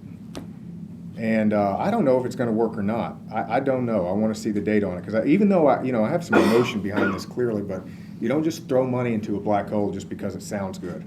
But the way we have designed this is that we can run this thing for a year, spend $125,000, a little bit more than that, test it, see if it works, and I assure you that this group, being composed of the people of who it is, will be very hard to make sure that it's actually working. And if it doesn't work after that year, we can kill it. So I'm in favor of this, and that's why I'm in favor of it, and I will shut up. Well, can I add to that? I've talked to, and I'll go on record as saying it sounded great at first. talking to some constituents over the past couple weeks, they disagree with me. I have one guy that lives behind me that works, and I won't name the company, but works for a heating and air company. They took on he just named 2 kids that they took on out of high school. Didn't involve the government. They trained them, they're gonna send them to school, they're gonna get them certified, and once they complete certification, they'll be HVAC technicians, residential or commercial, whatever they choose. I had another constituent I talked with, asked them, what do you think of, this forward Sumner? I mean, you got kids that are graduating high school. She goes, I don't like it. And I said, why? I said, because it doesn't matter what I want at the end of the day, it's what the people want. She says, well, I don't like it because it feels like government overreach. There's more, they're involving government in it. She goes, my son just got a job with another company, it was another HVAC company. Did the same thing, went through all the training. He's making around $50,000, $60,000 a year right now out of high school, which, I guess by today's dollars, it's not great, but it's not bad at all either. I've got other concerns too, that people have come up here in the last month and says, that this company, I don't want to name the company because I don't think that's fair, but they come up and they name the company, they say, well, they didn't pay what they say they were going to pay. They didn't hire the number of people they say they were going to hire. All these things make me a little bit concerned that we don't have really, like you said, we don't really have much data to go on. Does this work or does it work? And you make some good points. I mean, I'm not trying to, shoot you down on that, I understand, but we also live in an economy. I work for a company right now. My manager out of Knoxville, she goes, you know anybody that needs a job? Probably the easiest job you got to do. And these kids she told me these kids can move up in the company if they just prove themselves. So a lot of this that I've taken into consideration, I've got to kind of swing the way the constituents want me to swing on this one. And they're all telling me, I don't want you to move forward with this. Sorry, I didn't mean to cut you off. No, you're fine. Go ahead. Ms. Brown. I grew up on a farm. I learned how to drive tractors, operate all kinds of farm machinery, things like that. I did that on my own because I wanted to learn how to. I went into the military. I learned how to drive and operate most anything in my motor pool.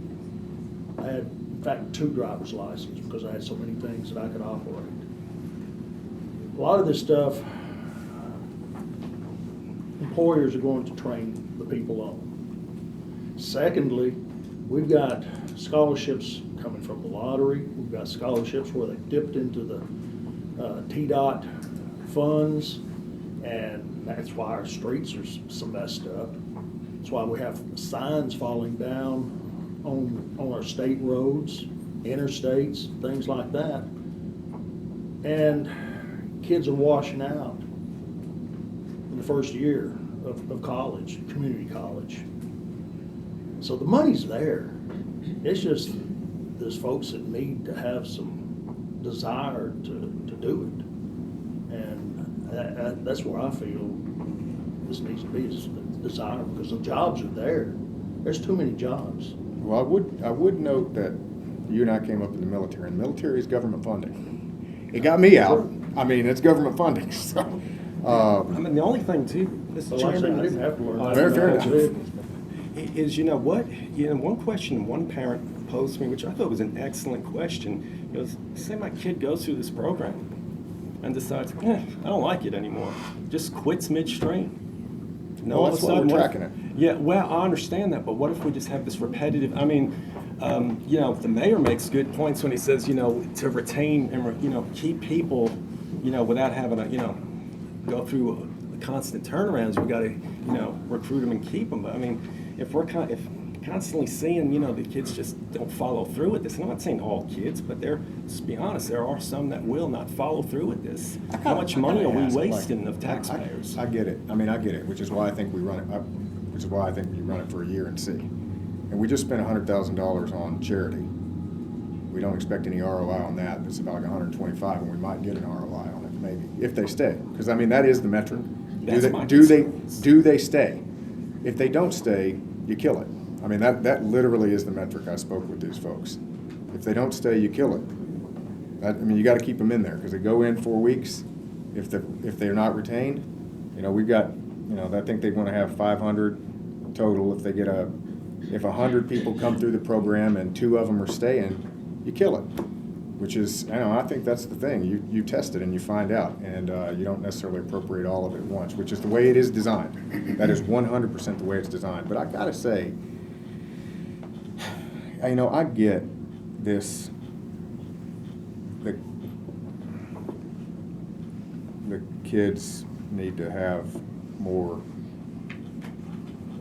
drive, but like that, there's not anything you can do about that. Like we can just smash on the kids all day long, but I don't know if that's going to do anything. We try or we don't. And I'm not going to hurt my feelings one way or the other, but Mr. Fonda, you have something? Yeah.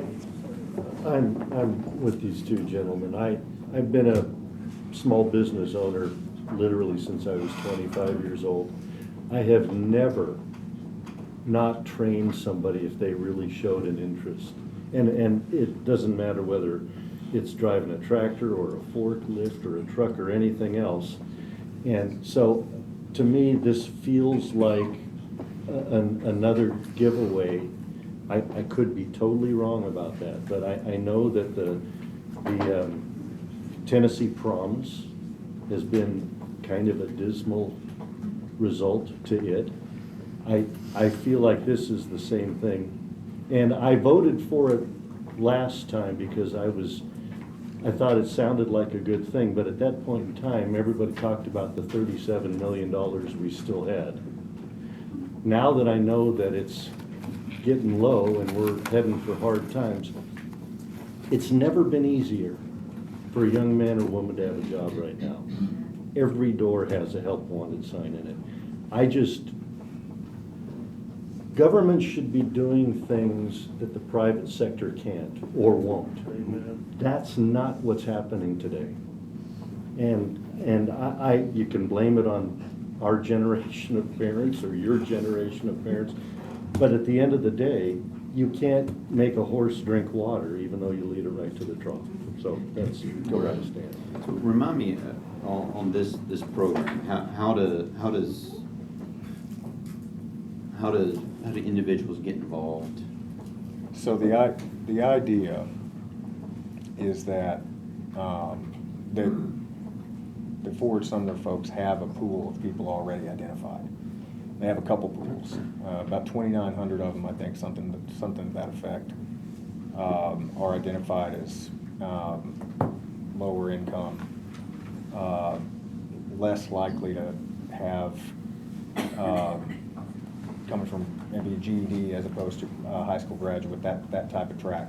And so that is one group that's already been identified. Additionally, there are other groups that are identified. One of the gentlemen spoke earlier of tracks through TCAT, through high school, some from the prison system, some veterans. So the folks are already identified. At least my understanding of it is that there are people there who are identified for outreach. And the companies are already identified. So there are, I think 30-some, 39, maybe more, I think it's growing. Companies are identified.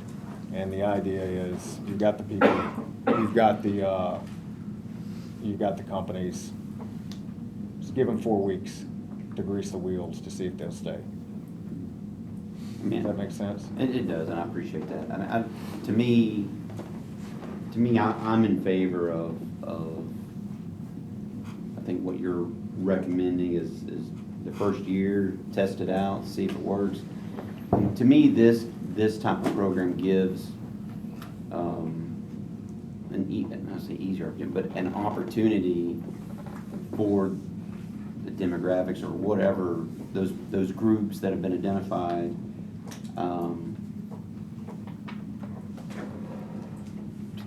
To try to latch onto and take advantage of the opportunity, right? And you've got your comments earlier that have been made here is, if they really wanted something bad, I'm paraphrasing, wanted something bad enough, they can go out and find it on their own.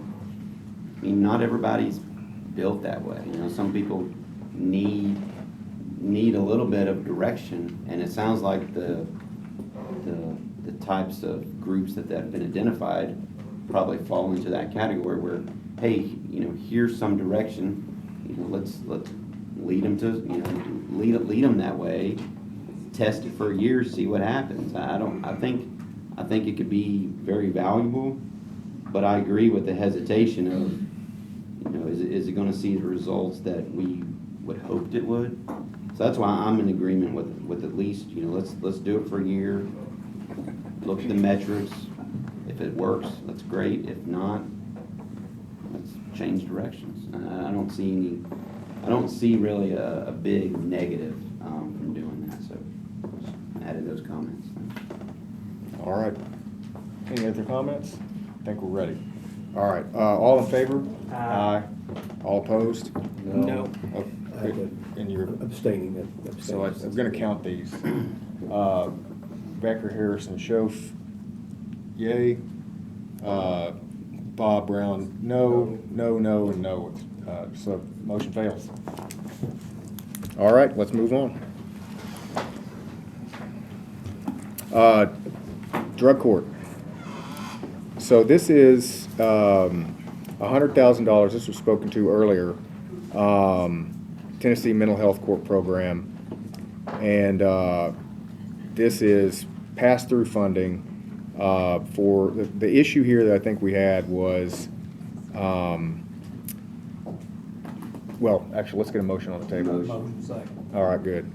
So the issue we had, I'll go ahead and get in queue. The issue I think we had here was this it's for an FTE, but the commentary earlier today was that this FTE has been kind of paid for a long time, and also understands that if the the state money goes away, this position goes away. Go ahead. New position or existing position? New position. New This position. is a new full-time position. So it's not an existing position.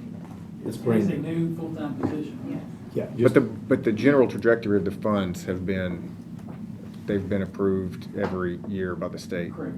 Okay. There's other grants that's been. There's other grants Got as it. well. Yeah, I just want to clarify, Yeah, it's fair not enough. existing, so Got it's it. new for this program, but This is yeah. part of Governor Lee's mental health package. Cool. And so I was glad to see the judge say, I mean, this is a surplus. It's budgeted from the state surplus, you know, tax money for the courts. And so, you know, you mentioned it before. It's like, that's great now, but, you know, once you get, funds go away. And Yep. that's why the judge admitted that. The understanding is that if we don't have the funding for it, the position goes away. Yep. So I don't have a problem voting for it, but just with that understanding. Yep. And I appreciate the judge saying that earlier, so Any other discussion here? I moved to it. Oh, there was already a Oh, motion. sorry. Yep. All in favor? Aye. Oh, Can we waive the second reading of that? yeah, go ahead. All in favor? Aye. Any opposed? Okay, and that was with the waiver. Correct. Okay. Now we're moving into the election commission. Okay, so I'd entertain a motion to discuss item D2. I'll make the motion. Second. Okay. I'd like to suspend the rules here and have some direct questioning of the election commission folks, if that would be all right. Do we have Miss Ashley or somebody, ma'am? Or Mr. Emling? So I've got a couple questions. And some of these are going to go, I guess this first one they really are tied together. And so I'll just go ahead and start asking. So, and I've asked this a few times, how many dollars does your organization have on hand right now? I sent you that email, 74,000. 74,000? That's for Matthew, the physical duty machine per year. That's outside of the payroll and other obligations that are committed, the Social Security. I'm talking total on hand. Total on hand. Total available budget. As of February 1st. As of February 1st, it's 363,803. Okay, And that's for that's- all the payroll lines. That's close. Insurance, that sort of thing. So the request is for 61,000. Mr. Lawing, you did a projection here, and you're actually showing their existing funds should be fine to cover through the end of the. Maybe it's going to what they do. It's Peter, what are you saying, I'm sorry? Mr. Long put together a trajectory that showed actually that these should be good to cover expected Bring expenses. them up. Yeah, go ahead. Can y'all come up here a little bit closer? That's just based on current averages. It says on the bottom, we don't have a lot of the information. Yeah, no, I'm tracking. So maybe the right thing to do here is get to this, and it's definitely relevant to the next one. The reason I'm questioning this is that you're asking for money that has been, that you're projecting that you're gonna need. But I think we might be spending money for things that have not been approved, so this is relevant to the election machines here. So when were these and the reason I'm asking here is because it's relevant to the 61,000. But I realize we're also talking about D3, but it's really important. When did we order these election machines? 2020, well, the RFP went out, and then it was awarded in early 2022. Right. Okay. So when did the election commission notify the county commission of the need to, so we have a need to move these, that's the argument. We don't have enough space right now to locate. So when did the election commission notify? Let me clarify one thing if I could. It depends on whether you're talking about the new machines or the old machines. The new The old machines. machines had to get moved because of the flood downstairs, we had to move them out of the building. Understood, I'm talking about the new move. Okay. I just want- Movement of new machines. When did the election commission notify the county commission of a need to move these new machines? We began discussing it with former County Mayor Holt in 2020. Right, I mean, but the commission. When did they notify the commission? I just dealt directly with County Mayor Holt. I don't know what his communication was with the commission. At that time, he understood, and it is his understanding today that he is in charge, or was in charge of all county buildings, so we worked directly with him. Okay. So, when did you begin moving,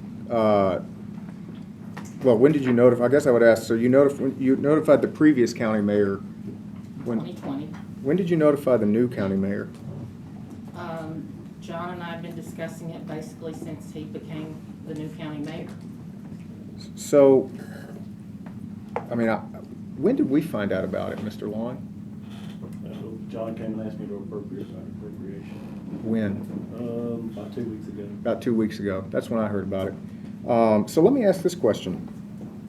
Did your department execute a contract for the move? Did you make purchases or execute a contract for a purchase relevant to moving into the new building at TRC? There wasn't a purchase for the move into the new TRC building. That was a lease that was expiring. No. I mean, but I'm thinking about two contracts. Did you execute a contract for internet? We did, and Mr. Sittler recommended that we cancel that, and then he came back and we resubmitted it for approval. So. That was just a line, that was a Comcast line, we have to have a separate line. And did you also execute a contract to physically move them, or to physically move the line? I think there was a separate contract. County, Same one, so, okay. County Mayor Isabel, because of the flood, took it out of his money and physically moved all of our materials, equipment out of the basement into the TRC building. So. He had to replace the flooring in the basement. And as a result, that's probably Rory's question to answer, but we had to then put the cameras on the machines.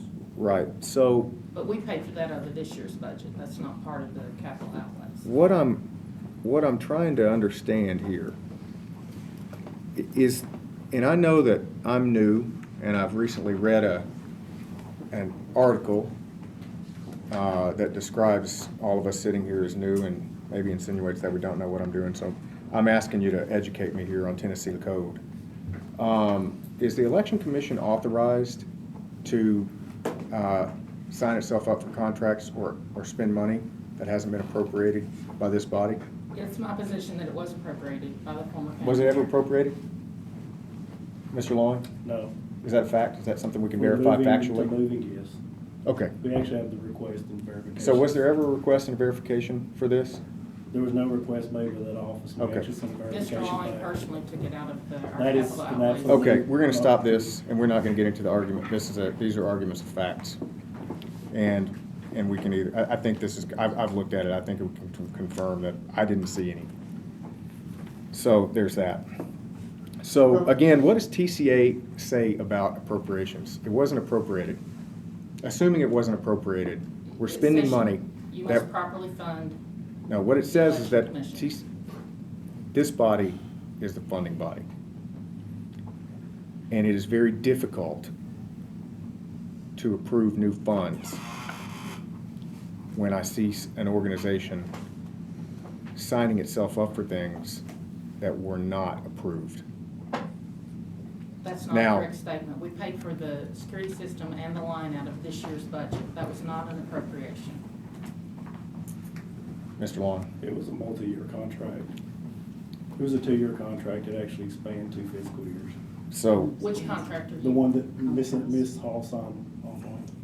Right, but it See, was there's canceled actually- for Mr. well, it was Silver. canceled See, after there's- we found it. There's an actual process in the purchasing QR1 to request a PO after it's approved by legal.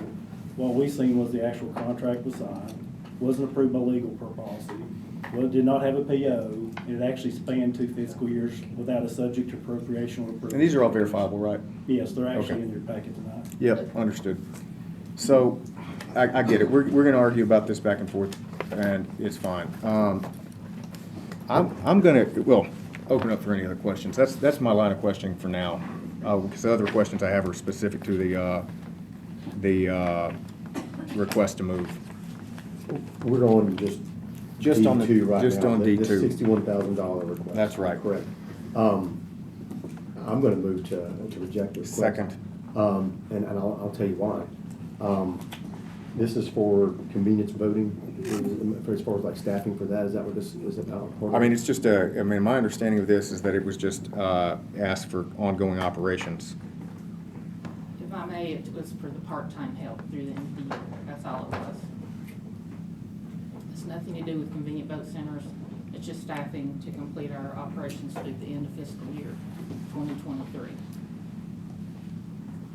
Okay. Any other discussion? Okay, so this request is for additional funding through the end of June. Mm-hmm. And, I mean, my position here is that we have an analysis from Mr. Long that states that, I'm getting a breakout here, that we should be good through the end of the year. If they continue with their trend. If they continue with existing trend. And spend close to last year, but it's still. It's close. Tight, you know. It's close. If they increase part-time or anything else more than they did last year. And I look at that, and then I look on the other side, that we've got spend happening outside of policy. And so I just. So question, is this for, are you gonna go out and hire somebody, or is somebody's already here and this money's needed to pay? Because of Obamacare and this portion that got rolled into it, we can only work a part-time person an average over a course of the year 30 hours a week. Otherwise, they're considered full-time. So we have multiple part-time people that just roll. We have about 6 part-time people that we keep under those averages. So it's just part-time help through the end of this fiscal year. And we talked about help wanted, we've got help wanted signs out. So this is funding for the part-time employees that already That's correct. already are employed? Yes, sir. Not new. Not hiring someone new, this is someone who is already here? That's correct. So Yes, without sir. this funding, you have to let people go, is that? Well, if there's no funding, we won't be able to pay them, so we won't be able to bring them into the office to do the work of the election commission. They're already over on the part-time line item, $9,700 as of today. And we have a payroll Friday. And we've been running in the negative. I came to you guys back in October, so we've been running in the negative all of these months. We're running in the negative, but we're paying for things that we haven't been Well, appropriating. let's separate it, if I may. So,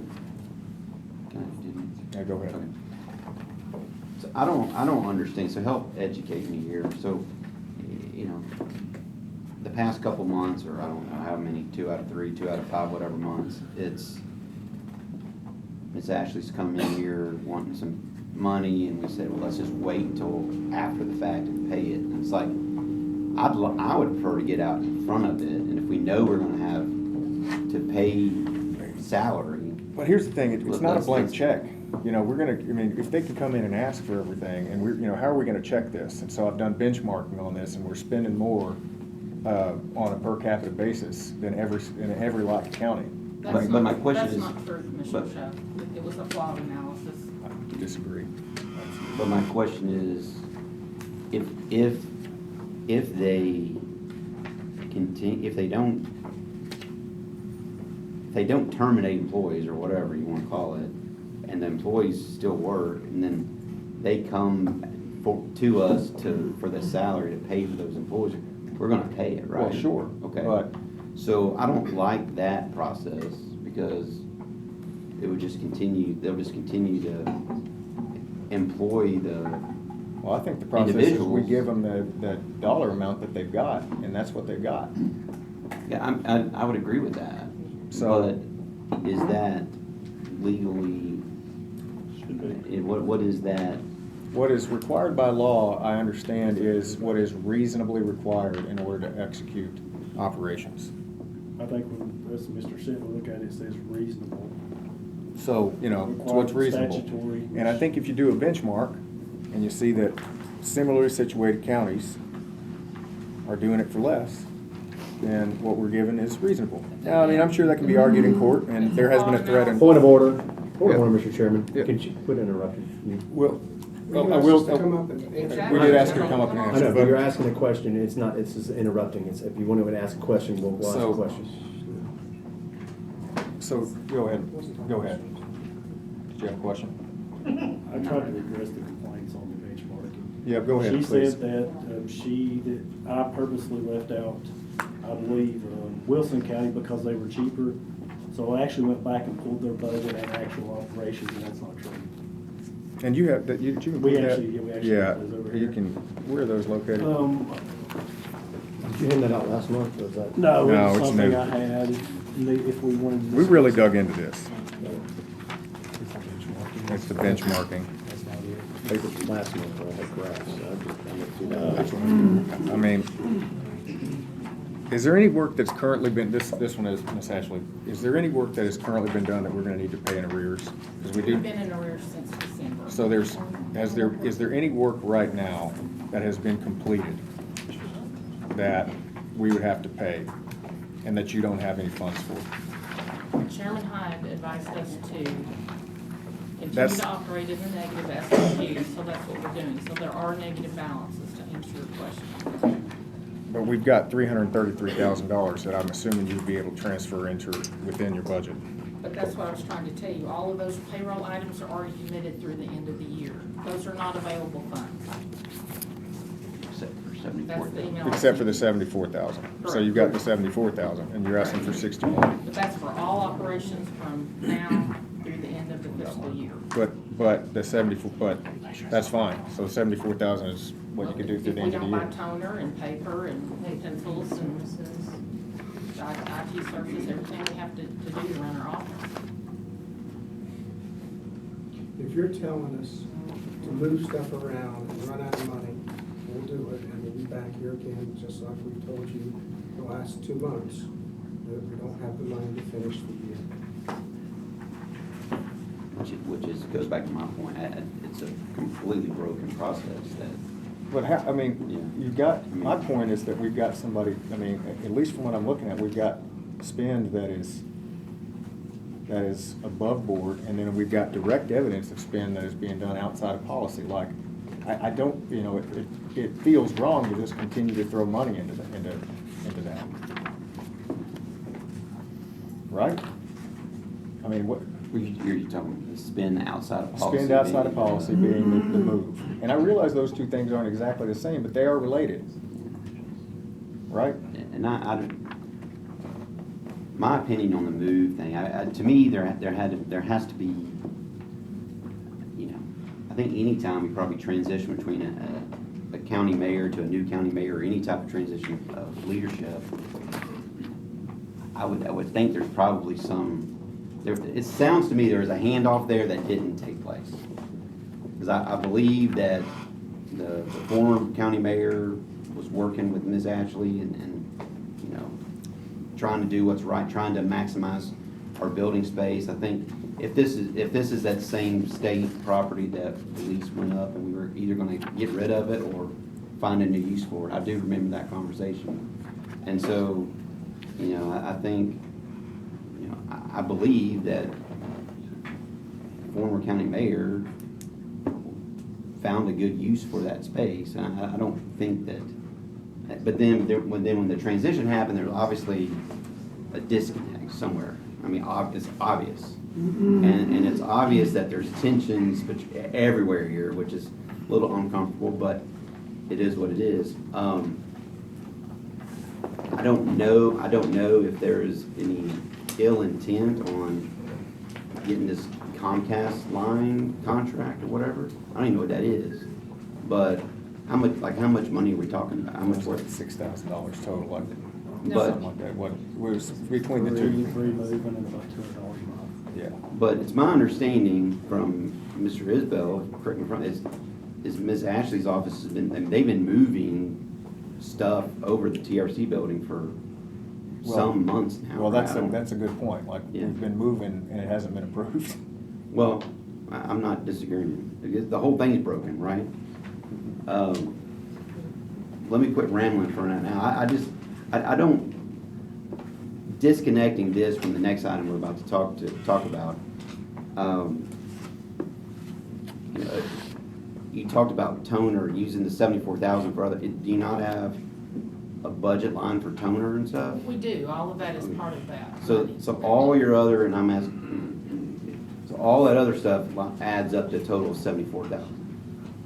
Roughly, I mean, we could be a few $1,000s off on where. And you're saying that of that, the 74,000 that is already earmarked or line item for toner and whatever it is, that you're 61,000 short of that amount? Part-time help, that's all that is. And yes, and during the last budget cycle, there was, you know, and again, the transition from old commission to new commission, there was, I wasn't on the budget committee, but my understanding is that a decent chunk of Ms. Ashley's budget got $297,000. withdrawn, removed, and the previous budget chair, I think, was assuring that, you know, it would, you know, come back to us, you know, after the elections, and we'll pay you, right? Which is, I think, what broke the process to begin with.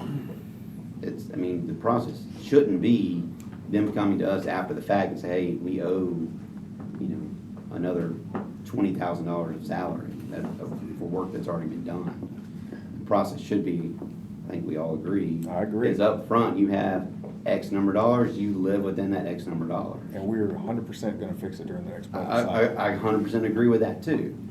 But I'm just trying to figure out what's the best way of band-aiding it between now and the budget cycle that's not detrimental to really anybody. Yeah. So anyway. Mr. Hyde? I think that this whole issue is probably has started back with the former mayor, because the mayor has no authority, as I understand it, and as I have heard for many years and looked at the law. It has been generally recognized in the state of Tennessee that the county commission has the authority to provide space and utilize space in county facilities. And that's usually done in every county through the General Operations Committee.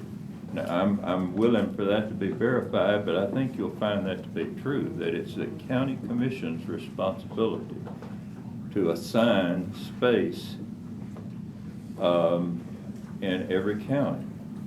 If the other mayor was doing this, the only thing I can say to that is it was outside his realm of responsibility. And he should not have told you to do something of that sort without going through the county commission. And if the county commission allowed it, then they relinquished their authority to do such. And I would ask Mr. Sittler to check what I'm saying, and I'm quite sure from my experiences that I'm correct on this. Only the county commission can assign space and utilization of space in county buildings. The fact that you have started moving, this is not against you, the election commission, I'd say this to anyone, needs to stop immediately, because I do have a suggestion that I personally am bringing forward to the county commission at the next general operations committee that is designed to utilize that building. And it doesn't include the election commission at this time. So I implore you to cease moving your equipment, your furniture, your personnel. I understand some personnel's already over there. All the equipment was moved for Mr. Isabel's request because of the flood. So all the equipment is there. Everything is there. The only thing that's not there now is our desks and our office. And that's the equipment that was in the basement, just so you know. Well, in my opinion, of all offices that should remain here in this building where the public can easily find them and utilize them is the registrar of voters. May I ask where you would like for us to put the voting machines? Well, one suggestion would be to take the break room. We provide a break room for this building. And I understand you have a break room in your office. They won't even come in. We've got 275 machines. Point of order, point of order. Well, We're there are a still lot on of. item 2 here, but I understand what kind of. Okay, there's a lot of space available. I'll find you a space for the election machines if you I want need me about to. 2,520 square feet.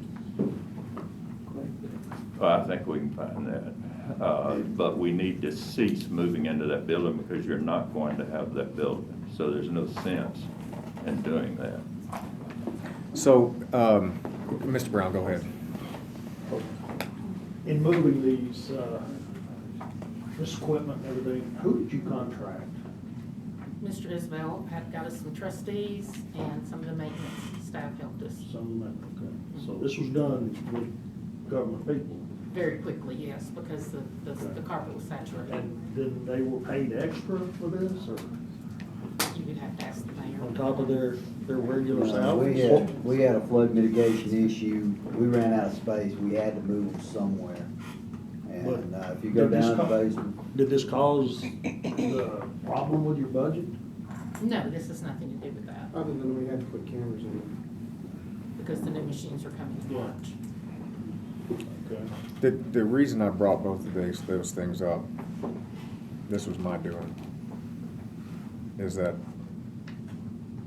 we're doing our best to assess the spend of every department. And we've got to have an understanding that a requirement to fund is not a blank check. That's really it. And I understand here where you're trying to get. And maybe the right call today, look, if the right call today to get this done is to give this or some portion of it to get us through the end of the year, I mean, I can do that. But this conversation, I tried to have it not out in front of everybody. I tried to have it just between people, but emails just devolved, and so and then we got media involved, so we'll just have it out in the open. So that was the point of this. So the motion on the table, go ahead. We're on item D2. Just salary. That's right. We're not talking about the machines. We're not right talking now. about It's that not- yet. I mean, are we gonna be talking about that in a minute? We're gonna talk about that in a minute. I don't wanna keep on being out of order. Yeah. So I'll call. Agree. All right, call a question. Get questions called. Okay, now that. All, and can you, I'll call myself out of order. that's all right. Can you restate what it is? I made a motion to deny. That was my motion, All right. sir. All in favor to deny the, Yeah, For we sure. didn't vote, we didn't vote to call the question, so. No, well, I okay. withdrew that, so. well then, you withdrew it? All right, go ahead. And my question may be about, oh, this is just on 2, correct? We're not, yeah, we ain't got. We're not just on at two. 3. Correct. Okay. All right, I'll get back to you. All right, so another comment here. So if we deny this, and I think Mr. Emily just said it, they can move stuff around and they'll be back in front of us next month or whenever. So Well, I hope this they can- isn't like fixing the problem, it's just, Well, I hope they can fix the problem. okay. That's what my hope, is that we can live within the bounds that we're given. That's fair. That's what I hope. It's very easy to be fiscally conservative until it is time to do it. So, To do the numbers, if I may, 270 was taken, we're asking for 60 back. That means we're already doing without 210. 124 is getting back from previous month also. yeah, 124 was getting back, that's right. So, Okay, so So I would think then if this gets denied, then let's just not bring it back up until closer to the end of June and see what the real number is. And at that point, the real number's a real number. that's right. I mean, And then we'll solve it Whenever going money forward. runs out. Yeah. Whenever that is. correct, yes, sir. Sounds good I to hope, me. yep, So we're gonna continue to run in a negative balance. We're not gonna move stuff around, is what I'm hearing. that's right. Whatever we got. But when that runs out, we're in a Then we do negative that, balance. Yeah, and then we'll talk some more. All right. Any other discussion? All in favor of denying this, say aye. Aye. Any opposed? No. One opposed. All righty, now we can move on to number D3, or actually the new D3, which is the move request. Move for discussion. Second. So, floor's open. Go ahead. All right, so, trying to wrap my brain around this. We've got confirmation from our county finance director that funds have been appropriated for items that haven't been approved by the commission, so which is a violation of basically what we understand of Tennessee Code annotated on how county governments operate. Is that a fair assessment? That's, Mr. Sitler, that's a question for you. I don't know what they were operating under at the time, but yes, based on the way the county's set up. With the contracts and It's everything gotta that be you had pulled approved by back. the So, okay, so commission. there's a violation of state law, I'm just trying to cover that. So when I've heard, you know, I guess when I talk about these election machines, the basement's empty right now, like, and first, I'll just clarify on the record, I voted against these machines. There's only 2 vendors and two states using them, and I spoke against this. And then there was a threatening letter to a citizen because she spoke out against this. You know, I agree with Commissioner Hyde as far as like where the election commission should be. I think it should be in this building, and I'll be full disclosure. I did not support the convenience voting centers because I believe that the state, our Constitution, literally in Article 4, Section 1 says, you know, it requires the voters to vote in the election precinct in which they reside. I mean, that's our state constitution. So I'm not in favor of, and I wasn't in favor of basically changing how our state constitution operates with these convenience voting centers. And so I think a lot of these problems have come into the fact of what I've heard, even budgetary standpoint, on future things with this. So I'm just stating my opposition on the record because I didn't vote for them to begin with and support that process. But, you know, as part of this, you know, we used to do early voting here in this building, and I'm a proponent of doing early voting in this building and returning to that and having an election commission here. I just went to the basement tonight. The basement's completely empty, and there's plenty of space for those new machines to go. But it does bring up a question, I guess, if I may, Mr. Chairman, just like with the old voting machines that have been moved to the TRC building, are those required to be secured, or because they're old machines and not in use, are those no longer required to be secured? Does anybody? Are they even there? They're required to be secured, yes, sir. They're required to be considered. Well, I guess can you please define secure? They're under 24/7 surveillance at all times. Do they have new walls constructed and fencing to? We stacked them, you're only supposed to stack them 4 high. We stacked them about 15 high because we knew the new machines were coming, so we did find one room to accommodate them. And we do have cameras on them right now. We're required by federal and state law. So I saw a photo of the space, and I guess I saw voting, well, I guess suitcases, red suitcases, and I saw black, totes. So are you saying the machines are in the totes or in the red suitcase? No, the red suitcase is a precinct case that has all the materials in it, toner, Okay. hole puncher, things like that, extra cords. The black totes actually have the printers, the laptops, all of those cords in it. And then the machines are a separate carrying case for each one that you carry individually. They don't roll. The new ones are about double the size and they roll on wheels. So, The And they voting stand machines vertically. are freestanding in the sense that they're not in a tote. Right. So those are all in separate areas. So, go ahead. I've well, got more specifics. going back to just, again, this is what I hear citizens telling me. Citizens want secure elections. We had a citizen speak tonight about this. And part of that is returning to keeping it a precinct voting, because I know even with early voting, I had the late Commissioner Mo Taylor tell me his ballots got screwed up in early voting for different precincts. I know Commissioner Janung had that happen to her, and Gallatin and different ballots with other people. So it's going to happen. And we're using machines. There's a lot of people who want to return to basically a currency grade hand marked paper ballots. And get away from machines. And so, and I'm just saying, there's a lot of people in this state who want to have that kind of electoral integrity, and bringing back to precinct counting. And there's a lot of people who want just same-day voting. And again, our state constitution talks about same-day voting. Early voting is kind of a deviation from our constitutional process as the state constitution. When you read the state constitution.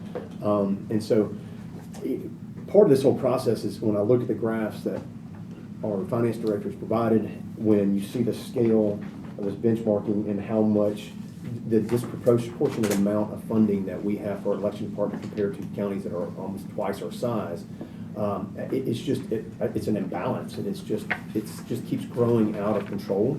And I don't appreciate being threatened with lawsuits every other month from the election commission, like it's happened, and reading that article threatening another lawsuit. That's how we want to operate county government. Obviously, seems to be the going flavor these days.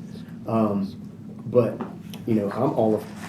I want to see these election machines here in this building. I think in the basement. I want to see our election office stay in this building.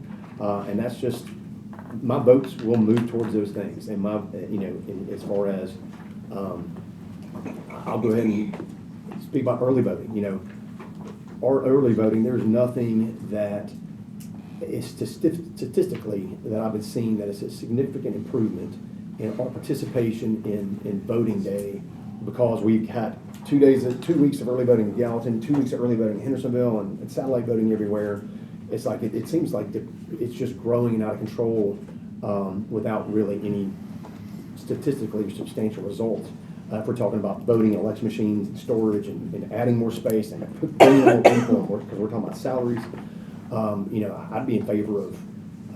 I'm an election day guy, so I know to say I don't like early voting. I'd get rid of if I could. It's not popular to say, but I'll say it. But if you're going to do early voting, I would like to minimize the locations, or a central location here like it used to be. If you do satellite 2 days here, 2 days one place. Point of order on the agenda item. Is this? Well, it's just kind of all feeds in together. It's everything that I'm seeing with what we're talking about, the storage of election machines, and this behemoth this is growing into. We've talked about a lot of things tonight. We've talked about these benchmarkings. We've talked about budgets. We've talked about things. So all these things add together that is creating this growth in the budgets and the necessary funding. The things that I'm talking about is what's creating this and fueling this growth. So it's like, if the solution is to get the budget under control, my solution is to get the locations under control, get those buildings under control. I agree. Just to move along here. So but it needs to be said because everybody's talking about everything. So Yeah, these fair are enough. just things that we talk about every meeting, and so We got some in queue. So I'll get to you. what is, like, when this is an agenda item, it just says election commission, what we have, like, what is the vote? Is it vote for the, what are we Well, gonna be voting the on? thing we have to take care of right now, and Mr. Hyde, you're in queue here, that we have an immediate problem. And the immediate problem is, where are these machines gonna land? That's a problem we gotta solve. And, They're being delivered. because they're gonna be month to delivered, month. right? I mean, that's the problem that we've gotta solve. So right now, So it's a that's short-term solution. The short-term and we have an empty solution. basement that's got moved. Right, so I think I we. so move. Second. Can I So, respond? well, hold on, we've got some, Mr. Emmerling, Mr. Hyde, I know you were in queue. This has nothing to do with this. I'll let you go ahead and vote, and then I'll ask the question. Well, I think it's relevant, the question you have is relevant to this. Okay, well, I leaned over and asked you, and I'm just very curious. I may be the only one in this entire room that doesn't know this, I don't know, but I keep hearing about an article that, was it in the newspaper, or what are we talking about? I'd like to know. Ms. Ashley, would you like to comment on the article that was in the Tennessee Lookout? Tennessee Lookout, a reporter called me last week and just asked some questions, become more into this situation. They just asked me questions about the funding and the move to the new building. So And I there just was a answered statement in some. there I would like to ask you. In that article, I believe you made a statement, something to the effect of, you may have to consider legal action if these. I said I would rather not consider going down a judicial path. That's exactly what I said. Got it. So, we do have an issue where these things need to move, and I did, Mr. Emily, you were in the queue, go ahead. I just had to respond to something.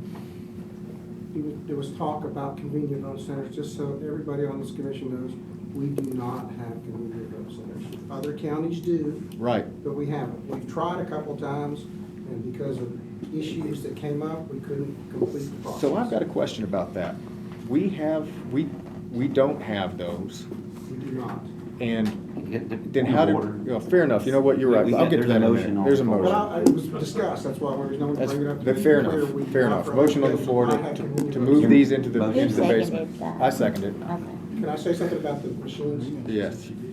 Currently, where the machines were, I don't know if the shelving is still there downstairs. If it's there, it won't work.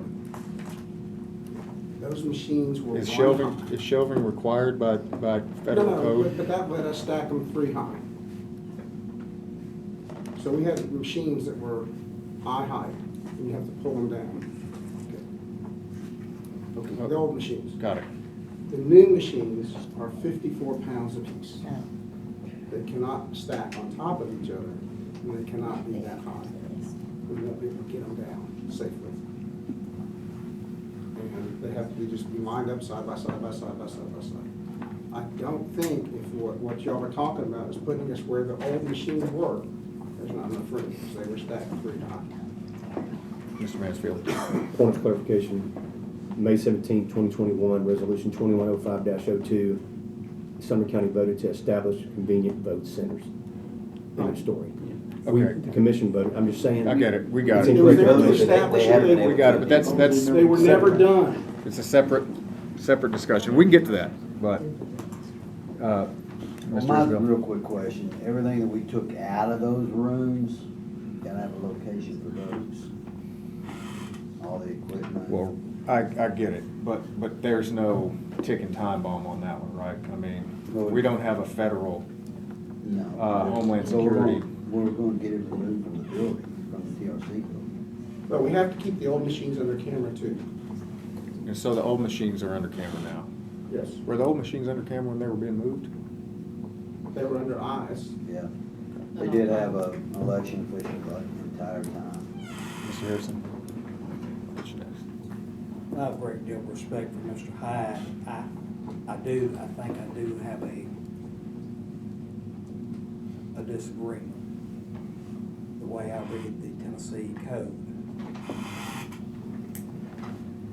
That the county mayor is the accounting officer, the general agent of the county, shall have the power, and it shall be the county mayor's duty to, number 1, have the care and custody of all the county property except such as is by law in the custody of other officers. You going down through there, I'm pretty sure the way I read this, he has the authority to move people around. Now, that's the way I read it. Carrying custody is not utilizing space. Well, An assignment of space. and I And grant it's not that. appropriation of funds to move. But we gotta remember that we are also, as elected officials, we're part-time employees. If we're gonna start doing that, I fear we're gonna get into a situation where it's gonna balloon out of control. There's other people in the queue before I respond. Go ahead. If the new machines are here to replace the old machines, when are we getting rid of the old machines?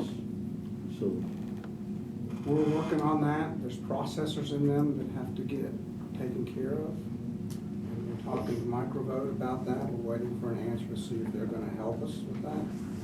And they have to stay under the same rules as the new machines till they become, in essence, inert. okay, thank you. Go ahead. From the, on the new machines, why do they have to be, when the new machines arrive, I'm assuming there's some type of programming that's done to like set them up for Sumner County. We'll have to do that. Okay, so, but until that process happens, why do they have to be under? Because they're election machines in our possession and we're required to by federal law. Homeland Security. And Homeland So Security. even though they're not set up at all? Like, somebody could go in there and do something to them when. Well, why can they not be, well, did that answer your question? Yes. I guess I have one, and then I might respond to something you said. You start to say, why can they not? Why can they not be stacked? They stand 41 inches high, they're on wheels with a roller, like if you think about going through the airport with a bag, they're double the size and they weigh 54 pounds. And they're not designed to be stacked on top of each At all, other. they're stand to be stored vertically. That's why we didn't, the old ones, we didn't stack on top of each other. That's why we had the 3 shelves. So how many square feet did you say you need? 2,520. How many square feet is in that basement? I was just in the basement. I mean, it was a considerable amount of space. That's just for the machines. Now we're talking about, then we have to have, if you don't want us in that building, for what Mr. Hyde is saying, then we have to have all the room for the red precinct cases, which is 1 per precinct, and then double totes for each precinct. Right, but what we're, again, the thing we're trying to solve for right now is a ticking time bomb for where these machines are gonna land, which this body found out 2 weeks ago. I mean, look, at the end of the day, and it's clearly, I'm, you know, a little tweaked on it, I'll be honest. But when you find out about something 2 weeks, and you're like, oh, well, you have to do this, it doesn't give you a lot of options. And so it's very frustrating. So that's what we need to solve for. I guess we don't have to solve for totes. We don't have to have them set up to be worked. It's gonna be a year before another election's gonna be held. We don't have to solve for all these other nice-to-haves. We need a place for these things to physically land. Well, can I make a caveat to that? Go ahead. Immediately we don't, but in the near future we will, because then we gotta start reprogramming, we gotta start assigning and matching computers to That's right. all this stuff, And and so we've gotta got have time it on together. that. I mean, we can't have this, I mean, we could have the machines here and number them and then run over there to try to get the totes together. Yep. You can understand what I'm trying to I say, do. so for each precinct and how many I do. machines are going where and all that stuff. Mr. Again, Mansfield? Solving for a short-term problem right now that we just found out about, and it has to be solved by March. That's right. Am I correct? That's right. Okay, the motion stands now. Is there any more discussion here? Go ahead. So if the. No, go ahead. How many new machines are there? 275. Okay, so if they start loading them in the basement and we don't get 275. Yeah. You will not. Okay, but if that happens, let's just say that gets up to 200, we can put the other, short term, put the other 75 over in the TRC building with the old machines. They won't fit in that same building with those cameras. I mean, not, sorry, that same room. Where the cameras are. Like not even 25 more, like, I'm not talking about all of them, we're talking about. I mean, could we stack maybe 1 or 2 on top of the, however high the stacks are? probably. So where, I apologize, where are they, Old machines. where was your plan to have these delivered anyway then? If there's no room there? To the rear, the entire rear section of the warehouse section of the TRC building, that was gonna be the machine room. It was gonna include everything, the Again, that talks machines, about the the handoff. totes, the red precinct cases, the And what was laptop, the- everything related to that precinct was gonna be in that back area. Locked. And that's now being used for the maintenance department? That was a proposal that was made, I don't know where that stands, so I can't answer. Yeah. Mr. Chairman, that is a picture of the machine. It's 12 inches by 21 and a half, and it stands vertical. That's about 2 square feet per machine. At 250, that's 500 square feet. I realize that in this drawing, there are aisles that they're requiring to work on them. In the short term, 500 square feet would do it. We'll try to cram them wherever you tell us to cram them, but Do we need know? a backup plan and a backup plan, so to speak, if there's no room, if they So- don't all fit. I mean, they're definitely 500 square feet in the basement. I don't know. I was just down there So a the few hours schematic ago. that he's referring to is with work tables in Yeah, between each, I so that we can program them, verify them. Understand. And I know And then let nothing the about commissioners- that. I Understand. But if We you don't pack them have to like do that right sardines. away, obviously. So the motion is to put them in the basement. Where are they being shipped from? Indiana. And when are they gonna be shipped? Well, it's freight, so we're not exactly sure the date. They'll notify us the day they ship them. They should be here by the end of March, is what we've been told. We know they may hear about, they may be here by March 1st, maybe here by March 31st. That's about all we know right now. So we just need to give them, if this passes, then we just need to give them this address instead of whatever that other building address is. Well, we're gonna need to put cameras down there. Well, yeah. So, We took the camera system out. Yeah, so the camera system that was there is over there now. That camera system can be brought back, but, I mean, we gotta get a new camera system, because we'll have 2 camera systems. understood. Mr. Mansfield? Going back to what Mr. Becker asked about the current space, not creating workshop space, storage, simply short-term storage. I don't know if I heard an answer of, does even the TRC building current space, just for storage, not workspaces, you know, to accommodate these machines as well, but as overflow, did we get an answer on that? Like if I don't think I heard an answer, so. I didn't hear an answer. So, Mr. Emling or Ms. Ashley, there's a question here. So my question is about what Commissioner Becker said, I didn't hear an answer for it, is in our basement, sounds like there's enough room for storage, short-term storage, to find a permanent solution for this. If there was 275 machines and 200 fit down there, sounds like they all will, but technically say 75 don't. I mean, we're not talking about creating workspace area, we're just talking, if you're talking about storage at the TRC building, sounds like there's plenty of room in that TRC building to put extra machines just for under camera for short-term storage, secure location. There's nothing, I'm not talking about workspaces and aisles and the schematics that you know about. I'm just talking about simply short-term, because these are coming, we found about it 2 weeks ago, and these are coming next month, by God, you know, and we gotta do something about it. So, we're trying to do something about it, but if we had to even divide and conquer some of those, as Commissioner Becker suggested, it sounds like that is possible, and it's not a problem. I think, if I understand what you're saying, that would require a third set of cameras, because I don't think they're gonna fit into the room where the old ones are. I saw photos, or just Can we of bring the the old room, ones the TRC room, it's a pretty big out warehouse. and put them all together?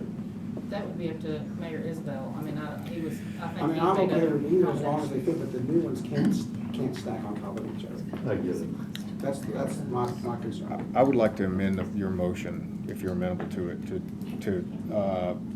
I don't know exactly what the funding would be, but set aside up to $2,000 for additional cameras. And can I ask one question before you?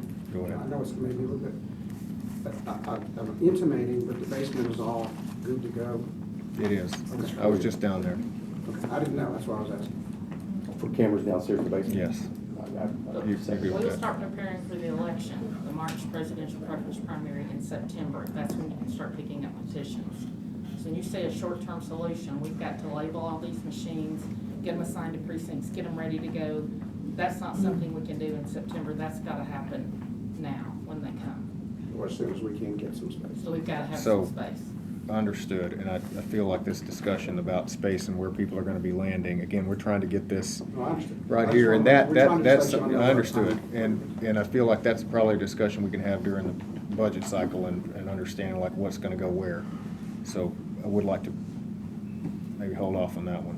Any other discussion on this, Mr. Isabel? I just wanna make sure we have clarity, so everything that we moved out of the flood, that was prone to that flood area, all that's staying at the TRC building? So I was under the impression we've got another use for that kind of. Well, it sounds like that equipment's gonna be decommissioned. No, I think he's talking about the I think he's talking about the totes. Well, yeah, we moved the totes out of there, all kinds of stuff. Yeah, that was just, in the water.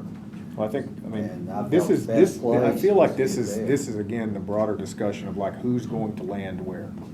Like, then that's a bigger thing. We've got the immediate problem with it, which is, we've got these things which have been ordered and are gonna be delivered here, and we need a secure spot for them. And that we gotta do now. This question and the other questions are more about where is your organization ultimately gonna live? And that one, I don't think we're tackling tonight. And I shouldn't tackle tonight. But I just wanted to clarify, he was talking about everything, I thought, and I said, we're just talking about machineries right now. Okay, so I'm gonna leave everything Leave it over alone. there. Yes. All right. Any other questions? All right. Well, we're good. All right. We got enough. So this motion is leave everything over there, new stuff goes over there, put cameras down in the basement. And new stuff goes The here. new machines are going New down. machines New here. stuff goes down New there machines here. with cameras. And that's right. And the old stuff stays over there. That's right. A $2,000 appropriation. And up to $2,000 appropriation. Yeah. I don't know how much it costs. I'll have IT on it. All right. Up to 3,000. Well, it's your motion. Up to 3,000. I'll see what their specs are and send the deal as possible. Now, if you waive the second reading, the resolution's supposed to say why, so we need to say why you're waiving the second reading. Yeah, we'll raise, well, that's yours. Waive a second reading? Okay. Mr. Main still brought that up. Okay. Any other discussion? Yeah, I understand, and we'll have discussion with Mr. Nguyen about why I'm not answering his question here after the call, or after the meeting, or I can have it open. I mean, I can give you an explanation why I'm not answering. Well, Mr. Nguyen, last time you had a question here, you asked Mr. Long a series of questions, and you took snippets of it and put it out on social media out of context. And so a big part of the reason why we're here and we're having this tension is because individuals on various sides are enjoying putting things on social media and contacting media and threatening lawsuits and bringing lawsuits. And so I am no longer going to allow this body to be abused to take things out of context in order to put them into social media and weaponize them against this body. And that's why I'm not answering your question. I'll reevaluate that in 90 days. We have a motion on the floor. We have a motion on the floor? All right. All in favor? Aye. Any opposed? No. Can I One ask no. one point of clarification? Sure. Just to make sure, because so much discussion. So that's to put the new machines downstairs when they get here and go ahead and get the camera system ready. That's right. Is that right? That's right. Okay. Yes. One thing, if we have a dissenting voice according to the rules, there's no appropriation. I couldn't. Well, so we can't waive the second reading, so we can't get the cameras down in there. I couldn't hear what We have a, go ahead. According to our rules, a couple of things, if you waive the second reading, and that's the resolution we looked at. Let's split them apart. Requires a full majority. All right. You have to give an explanation of why, and it also cannot be on the consent agenda of the county commission. So let's, if I may, recommendation, let's split apart the votes and have a second vote for the cameras. So I'll make a motion to can't make a motion to reconsider. Can you reconsider? Yeah. Yeah, he reconsiders. All right, second. So What's the amended motion? What's the amended motion? So you're saying you want to split the, amend my original motion to put it in the basement. He had an amendment to that motion to add the cameras up to $3,000. That's right. So you want to basically make two separate motions. Correct. So take my amendment out. Okay, so our, my new motion will be just to move it to the basement. Correct. Exactly. Second. All right. All right. All in favor? Aye. Any opposed? No. Okay. I'll make a motion to spend up to $5,000 Second. on video camera for the downstairs. Second. And waive the second reading. For the urgency of the need. For the Second, I urgency. second that with that.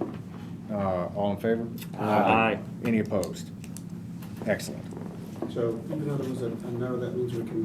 That's get the correct. Machines delivered downstairs and. That's start correct. the cameras. Okay. That's correct.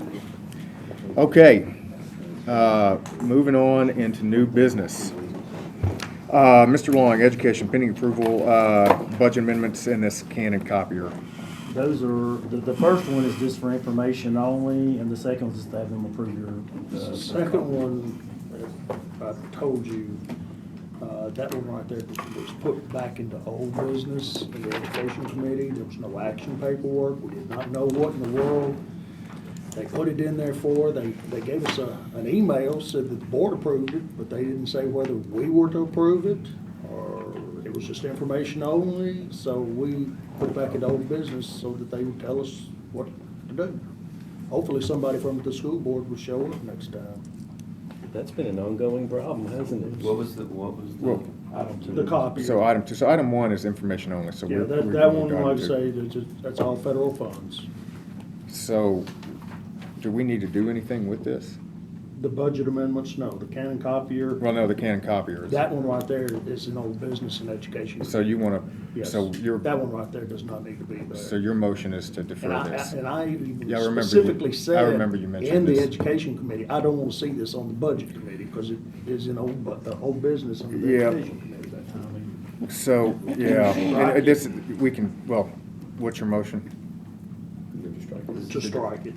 That way we'll be under old business. I'll second it. Okay, any discussion? All in favor? Aye. Any opposed? All right. Sheriff's Office, go ahead, Mr. Long. The first one's for $1,000 reimbursement. It's called an NAMI scholarship for a conference they went to. They're just asking to have that amount put back into their budget. I think it's $1,000. Any motion? Motion, so move. Got a second? Any discussion? All in favor? Aye. Any opposed? Okay. The next item is there's a $16,000, they need to do a refund for amounts that were overpaid, which I agree they do need the $16,000 for the refunds as a transfer or an appropriation, but they're asking to increase revenues to do it, and I think it's doubtful that we're gonna bring in an extra $16,000 of revenue, so if this was approved, I'd recommend instead of revenues that the other side come from unassigned fund balance. Because I think it's doubtful we're gonna bring in an extra 16. All right, so, well, we need a motion on the floor here. Anybody?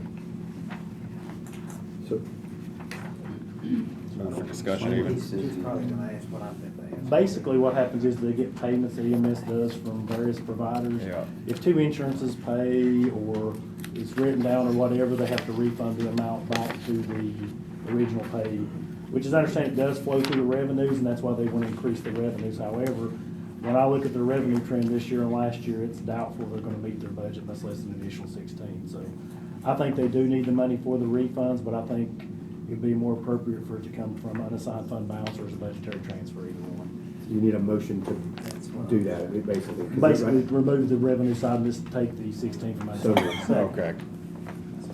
Got a motion and a second. Any discussion? All in favor? Aye. Any opposed? That's the first reading. Unanimous, so. Yeah, I'll make a motion to waive the first reading. Another motion. Second. All in favor? Aye. Any opposed? Passed unanimously, all right. CPR devices. That's when he's requesting for ARPA, would qualify for. I thought we've already. Yeah, I We thought dealt with that. It's in the So- bucket. That's next month. Because we skipped over the highway one too. Yeah, we should. So we'll move we're that into the gonna ARPA. move that into the ARPA bucket. The next one is mental health evaluations. It has been evaluated that we do have to pay it. Motion. We have a motion and a second. Any discussion? All in favor? Aye. Any opposed? Waive the second reading. Health emergency. Can I request a second consideration on the CPR devices? Sure. Mr. Baggert asked a great question when he was doing his public comment earlier. Just like the analogy, if you buy your groceries at Food Line, your pantry is stocked. Food Line goes out of business. They don't call you and say they're going out of business. You don't have to go back to the Food Line until your pantry's dry. So the company that built our existing CPR devices has gone out of business. We purchased those vans from a third-party vendor where we have our contract by our EMS supplies. So now that that company has shut down, we can't even get those. So this is a life safety issue. We do not have enough to make it through the end of the month.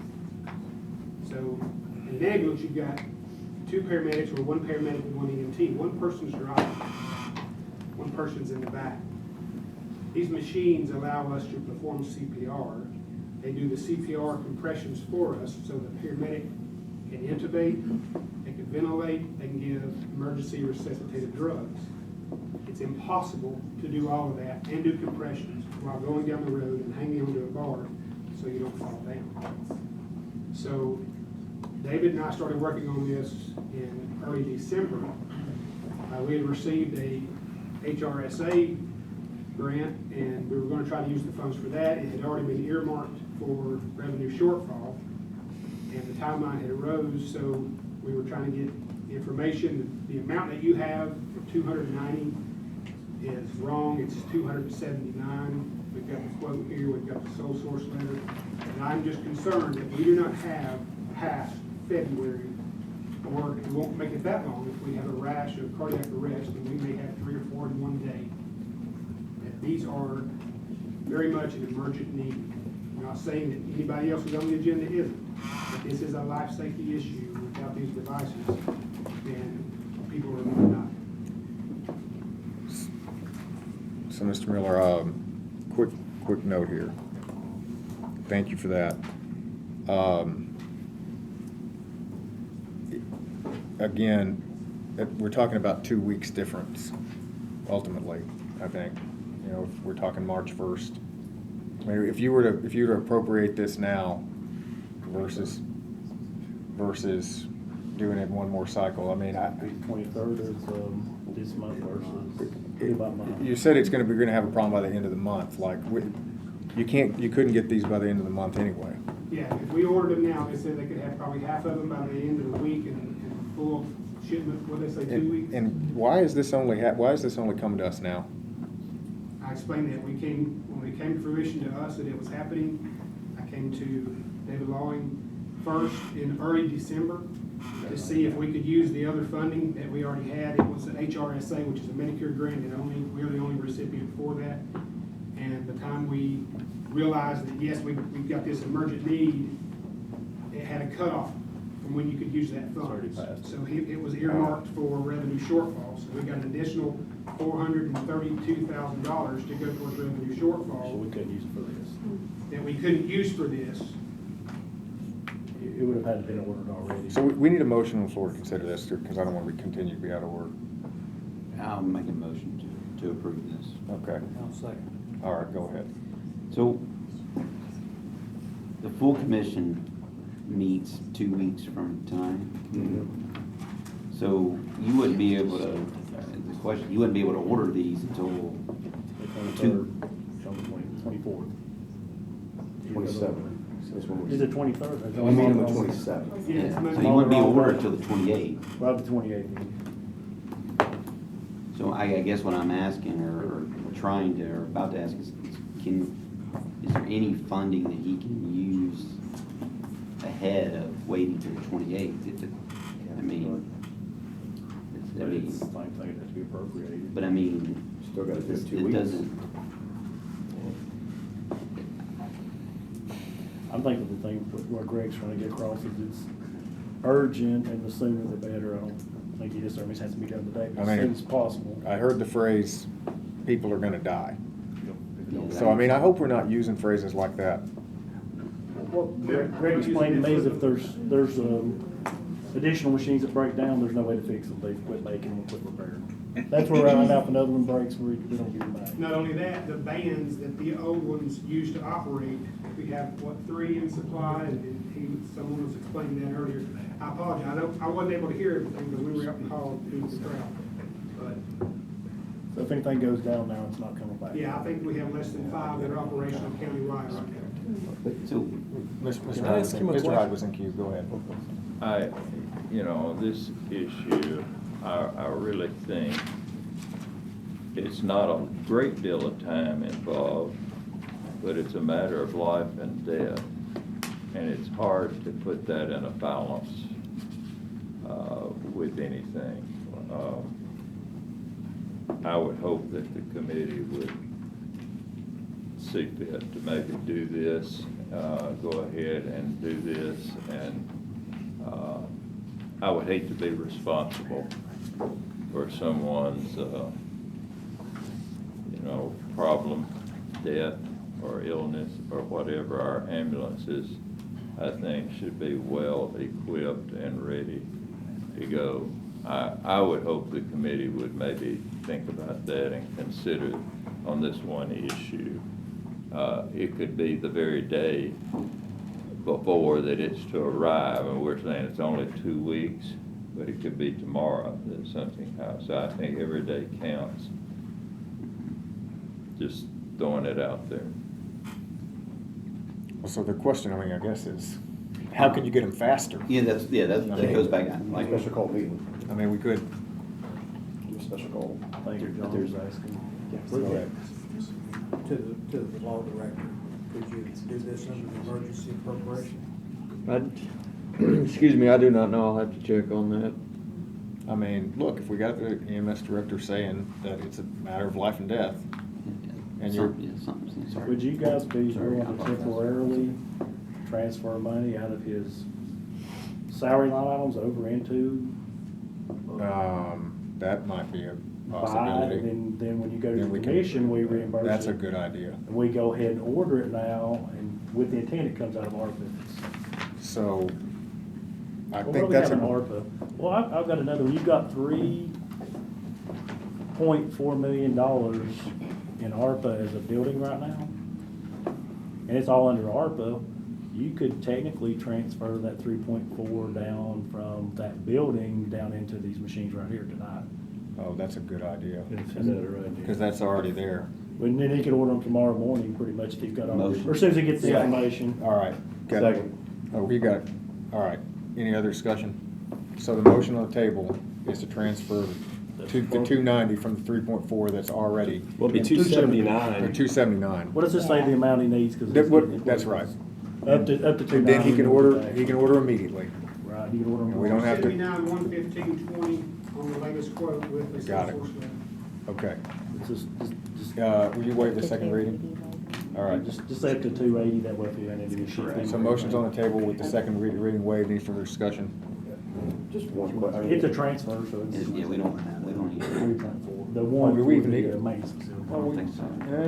Let's do it just to give it cover. I have a question. Go ahead. Just, when this came up in emergency services last week, I kind of looked at like the devices. I think these are around $13,000, $15,000 a unit, and there's some that's like $5,000 a unit. And like, I'm just curious, like there's some price differences out there on different products and models. So I'm just curious what is, which seem to be the same. So I'm just ignorant here on trying to understand like what model we're being, like I know with the AEDs that we purchased, there's a certain type because of the pads, and so I'm curious, like, what is the situation here? Those machines where one's like are really, 3 times the cost of another one. It seems to be the same product, so I'm curious, like, if we're going for the upper one. I think maybe one of the ones that you may have saw at that lower price is the company that went out of business that we did have. Because they were definitely below bid Okay, in so, the past. The one that we're looking at is the one that the hospitals are recommending. They use that for continuation of care. If we take a cardiac arrest, we've got to have our machine back. They attach the same Warlock machine to them. It's also the one that's recommended in the American Heart Association guidelines as well. So, and this company realized that the ones that we got, pardon my French, are junk. This company has offered us $32,000 on trade-in for those, which we wouldn't have been able to get otherwise. Talking about the old one, trading the old ones for the new. Yes, sir. Any further discussion? It'll just be a line item transfer. Okay, do we need to? This is what doesn't even go to. So if the you full guys commission. transfer from that, you won't need to do anything else unless you want to spend that 3.4, so you should be fine. So this one doesn't even Does- go do on we to the even- full commission. Yeah, But he that's just, so we don't have to do any of it. Just Do say, do we need to vote? we need to vote to Yeah, that's right. transfer All right. 280 from. Well, so we'll do- 290. But you're able to go and do that. I'll do it in the for morning. commission. Yeah, we'll do it in the morning. Great. It's just a line item transfer, legal. Okay. Because they're gonna plus it up afterwards. So, yeah. Do you want to plus it up on the 27th, and you will go if you want to do that, or just do Well, it, no. do it the next year's Do budget? it next, yeah, that's fine. All right, all in favor? Oh, go ahead. We're just doing this at a line item move, you don't need to worry about emergency. That's right, we don't need to worry about that. All in favor? Aye. Any opposed? All Mr. right. Chair, thank you for hearing my opinion. Okay, we're on now B4, Health and Emergency Services Committee decision. This is trial allocations. This is all I received was the actual email. I think the sheriff, circuit court clerk, and several others have requested the funding. I don't know the exact needs at this point they haven't. So this is the one, we've got, it's a penalty. it's a capital case, which is kind of outside the norm, right? Yes, sir. That's what I thought. Last death penalty case we had in Sumner County was 1991. Got it. Do we have a, hold on a minute, page 223 here. Yeah, this seems very reasonable. I spoke with your office. I entertain a motion to approve. So moved. Second, Commissioner Harrison. All right. Go ahead, Let me Mr. know it's not Mansfield. appropriate to ask, so you don't have to answer.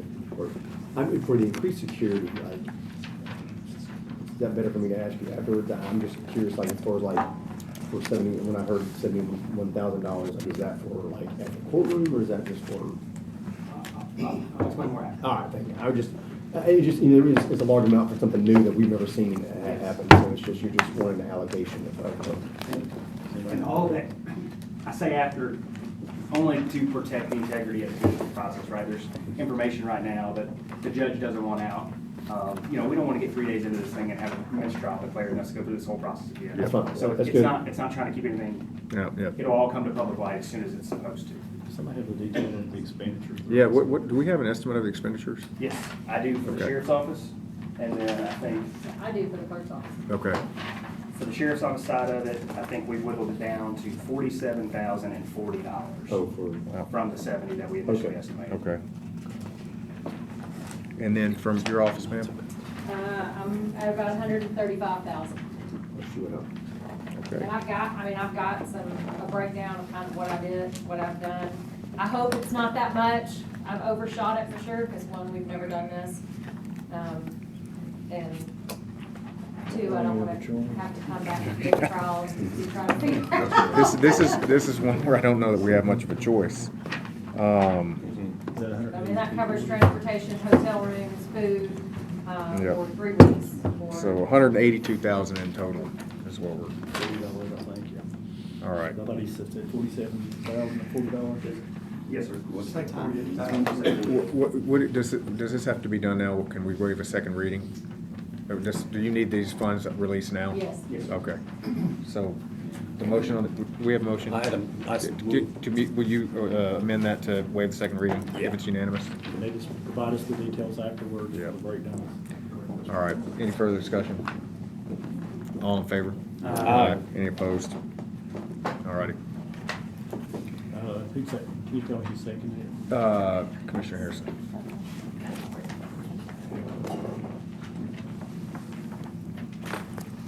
Okay, moving on to B5.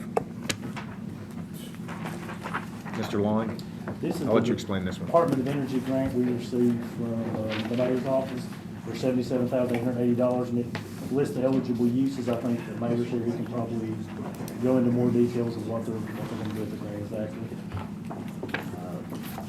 Trying to find it real quick.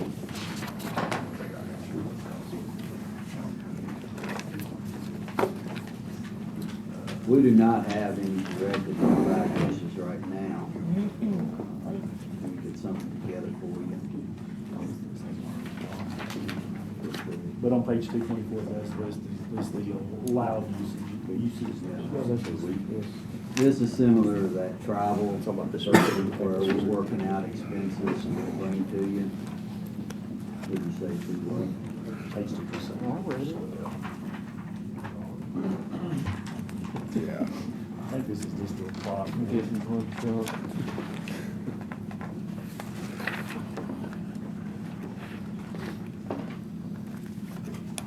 This one is notice of intent to issue, what's it already? Yeah. The application period is early 2023. So, Yeah, this is still a work in progress. I think you're gonna approve that.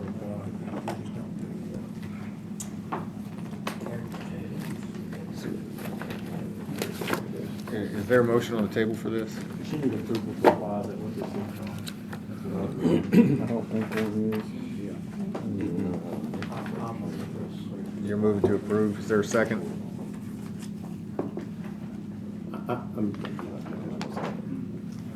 We didn't have a chance to discuss this one.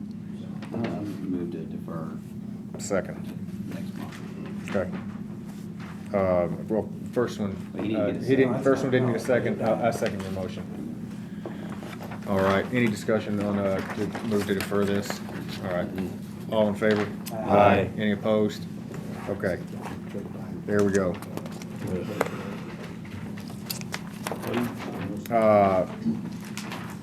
Okay, so this is, item C here. This is the resolution to request unclaimed balance of accounts. Basically, we have checks, if they're over a year old, we have to go through certain due diligence.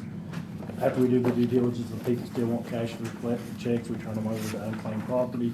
And after a year, we can claim them back into the county, and if they come back later, we'll still refund them to them. But this is just to allow us to claim this back. Motion.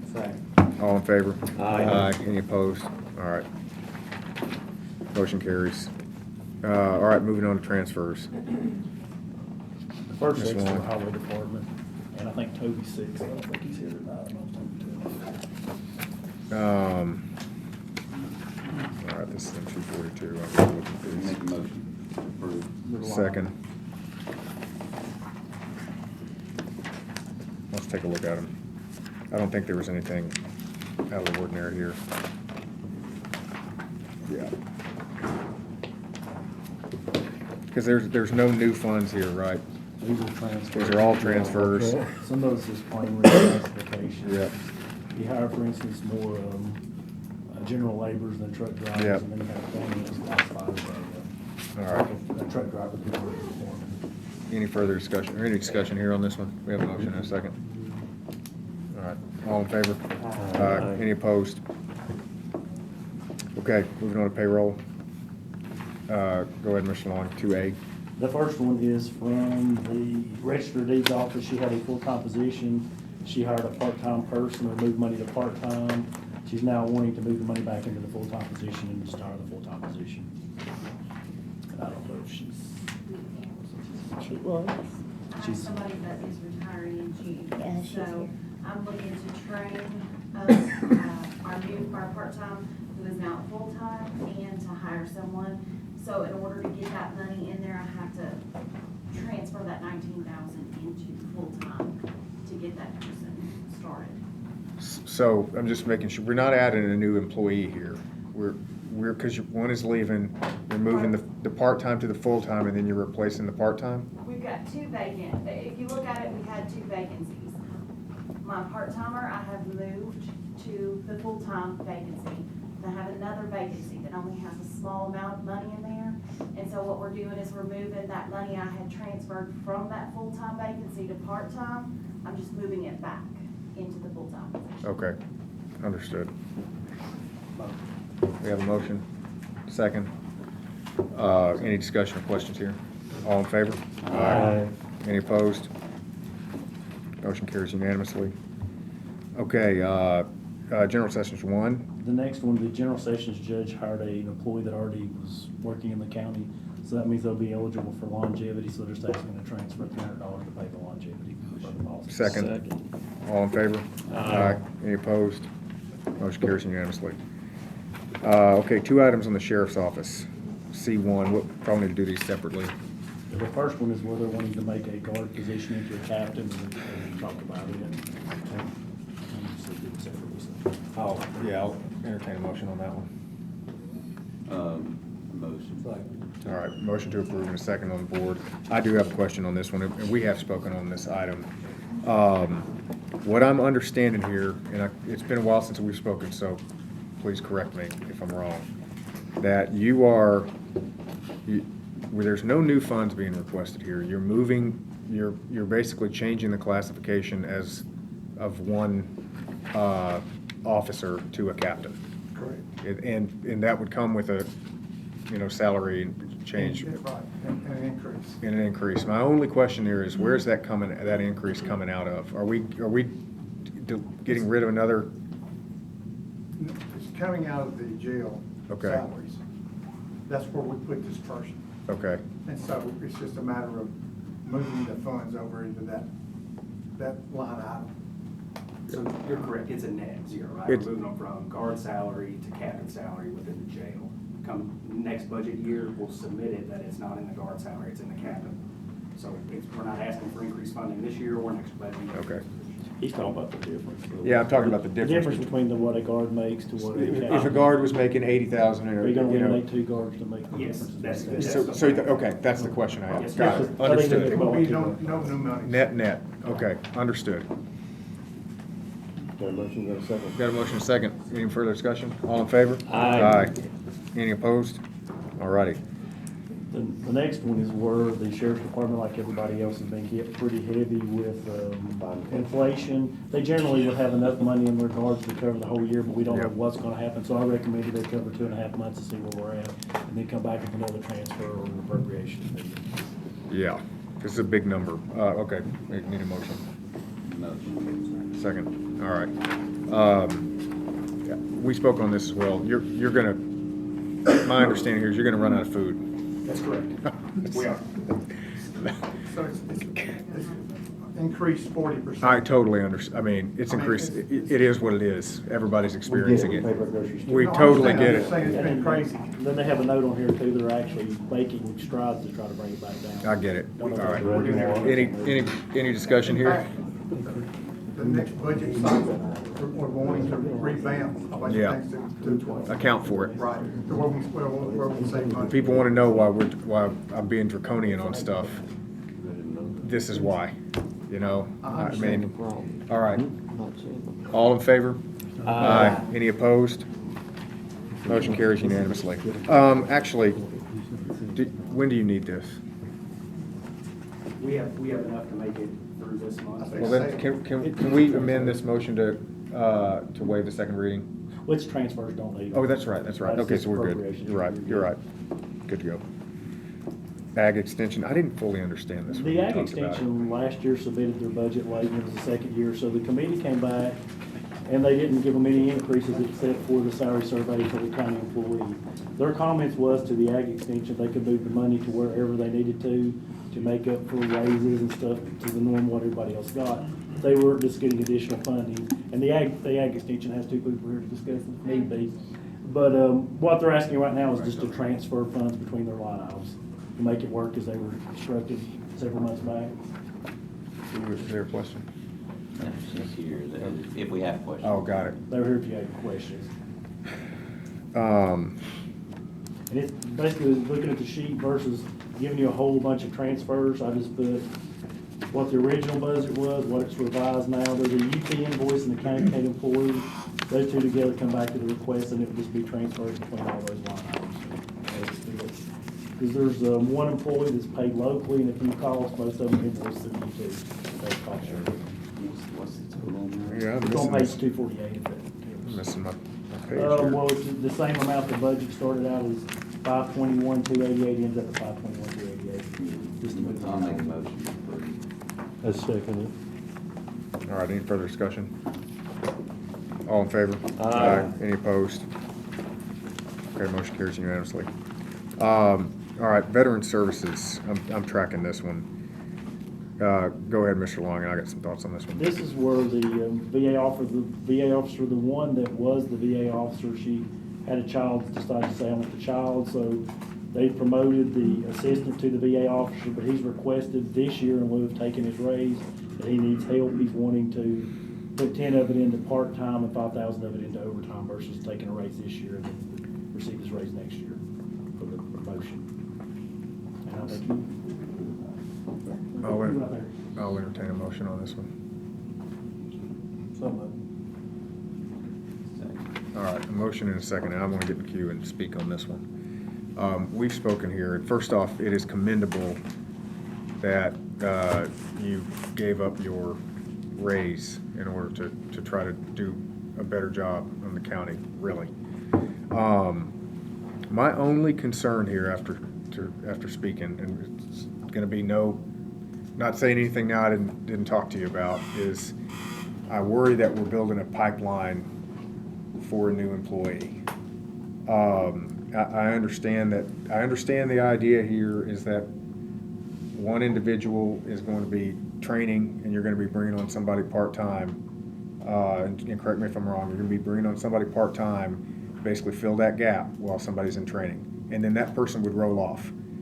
But conveniently, that kind of aligns with where budget is, and I understand that you're going to be asking for one more part-time person. So it kind of aligns there, and you're trying to do a good job. I understand, but we just saw this, $270,000 needed for additional food. That's the scenario we're in from a budget point of view. So look, I think I can vote for this. Go ahead, sir. I know you expressed that theory, and I also very clearly told you that was not at all the intention. Yeah. I've got a big stack of backlog. I get it. And it takes me 5 to 6 months to develop a new capable services officer. I think, the bottom line here, I think I'm going to support it. I'm just going to note that the supporting of it is, at least for me, just one vote, is going to be very different from what we're looking at when we're actually going to another employee in a few months. The people I'm looking to get for this year they would not likely be the kind of people who I'd try to hire for part-time next year. Roger that. Not all bad dreams come true. Any other discussion? Go ahead. Is this going to be a civilian or military or what? These are all civilian positions. All civilians, okay. All in favor? Aye. Any opposed? Motion carries unanimously. Okay. Mr. Long, this is a 5,700 from Portland to Gallatin. That's the one they were talking about the Gallatin director, and the actual library board has several members here if there's questions on this one, and there's several library transfers from all of them. My understanding is they were all approved by the board, but the board chairs here and right there, if you've got any questions. Is there a motion? I'm going to move to deny. Second. All right, move and a second to deny this. Okay, I would like to get in queue here. I guess I had a note after listening to some folks speak earlier. What is the rationale for, is this a promotion for somebody? What's the rationale for the additional funding for that personnel, ma'am? Yes, ma'am. When the library system was in place, the executive director wanted to appoint 2 of the library directors to be a senior director, to be her assistant. The library system no longer exists. That was dissolved last week at our board meeting.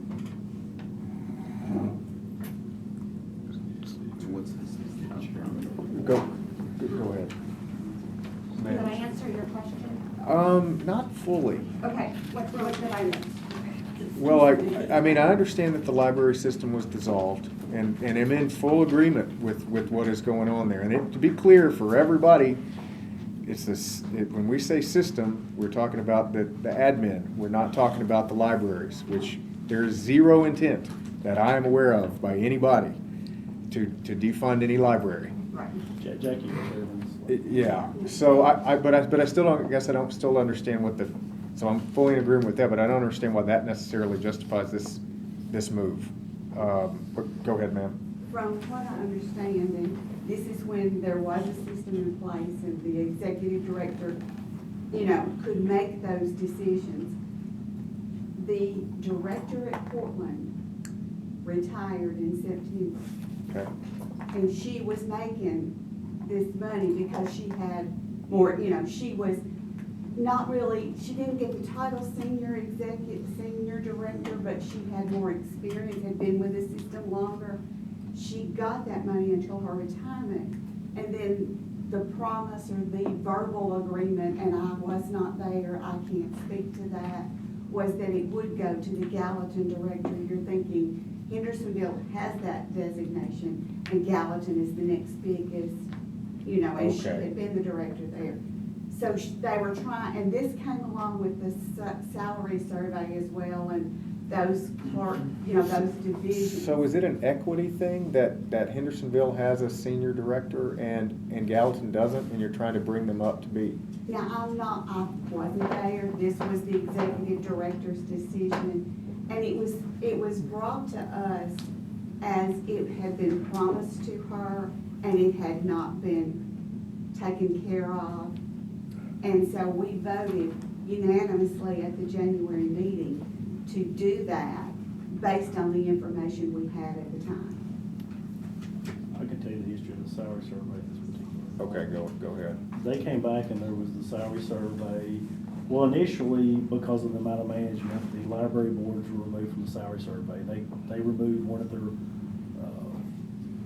groups of management and brought it back to the budget committee. The budget committee at the time voted to allow them, because the library director said they had more part-time than anybody, and that they needed to do some adjustments for part-time and for promotions and various other things. So at the time, the library or the actual budget committee agreed to allow the executive director at the time to meet with the HR department. If the HR department, the salary surveys consultants agreed with what the proposed changes was, and they would bring it back to me, and if it was in the budgets, we would make those changes. That was brought back to you guys, I believe, back in October, November with that it's the same thing involving the salary survey. In other words, they came back with the salary survey, the executive director was not happy with the results because it didn't cover part-time employees, so she asked to make adjustments, and they approved it at the time. I don't know if that makes sense, but. I'm not gonna lie, I'm still not totally following. Go ahead. This I don't know about. May I ask a question? Yes, sir. So, did you say that the director at Gallatin claims, and I'm not trying to be negative, No, but I was not there. she is saying that she was promised that when the Portland director retired, that she would get her money? Because from what I understand, the way the job description, there is a senior director job description, and there's just a director job description. Okay. And on some of the paperwork that we have, when they're looking at salaries, they do have that Gallatin director listed as senior. It didn't come before us, so there was nothing voted on it. But she says that was prior to us dissolving the Okay, so what she says, the current Gallatin director says that she was told that when the Portland director retired, that she would get promoted to senior director. That was our understanding. And it was told to us by all 5 library directors. They were the ones involved in this with the executive director, because that was how Are there any job responsibility differences, or is it just a longevity? There may be just a few, can somebody pull up if they needed to, but there are a few. I don't know exactly, as far as the job descriptions go, what it looks like. So all 5 library directors state the same thing? And like I say, this was before we dissolved the system, The executive director was the one making those decisions. I can say that under the salary survey, that the years of service did make a difference for a director and an executive director. It was made by the size of the library and the number of responsibilities. So the Portland Library should have never been called an executive director position based on its size. So I I think it's the Gallatin Library. The Hendersonville's the largest, and then your Gallatin's the next. The Hendersonville and Gallatin on the initial stuff back from the salary survey were on a higher level than the other three. So the motion on the floor is to deny this. I'm in favor of this. Because that is my question, that was my question, is this to bring parity between two positions in Hendersonville and one in Gallatin? But the thing was, this is what they mentioned to me from the library board, is a couple of things is, one, they didn't follow the salary survey, and number two, I was told by several times that the Hendersonville Library has almost as much circulation as, I think, Gallatin and Portland put together. Is that correct? Hendersonville does over 50% of all of the circulation of all the libraries. So that was together. brought up to me too. That's Okay. why Hendersonville's probably higher. I mean, we're getting into, Basically, you had a salary survey, and then they gave permission for the executive director to change things around, so now it's all in place. I'd actually like to. If I was told something, you know, I know that's not our problem. but here's the thing, like, I mean, we had a big fight earlier about people being told stuff. I agree with you. And like, that's, you know, I'm not, and there's no disrespect to anybody here, I'm sure Well, every. it's not there. No, yeah, I You know, totally we go understand. on one, And I Good. only became chairman in November, Yeah. so, you know, I can only go on Yes, ma'am. what, you know, we were told. Mr. Mansfield. We're in the middle of a budget cycle. Yeah, that's a good point. And, you know, my understanding is there's not been anything in writing about this at all, and no minutes, no nothing. It's again, whatever. And so it's a part of a promise about a system that got dissolved additionally as part of that. So I mean, there's no, There's no reason we can't go to the well, next no, budget cycle with it too. I've I heard mean, things that, I'll just say there's issues that I've heard that are problematic on performance things or related to this, that I just wouldn't do that anyway. But I'm voting against this, one, because we're in the middle of the budget cycle, but two, because there's no record on this, and we just got through, you know, talking about this earlier. And if there's something that would need to be reevaluated for the budget cycle, that's fine, someone was talking about it, but right now, and it wasn't unanimous vote, to my understanding, there was dissension on that vote at the Okay. January library board, so it wasn't unanimous. Ms. Harrison? Is there any way that we could maybe entertain cutting this number? To say, That's. I understand, and I get the spirit of the motion, I understand it. I mean, it's his motion to amend. But if you've got 5 people sitting here saying, or 5 librarians saying, that they all heard the same thing,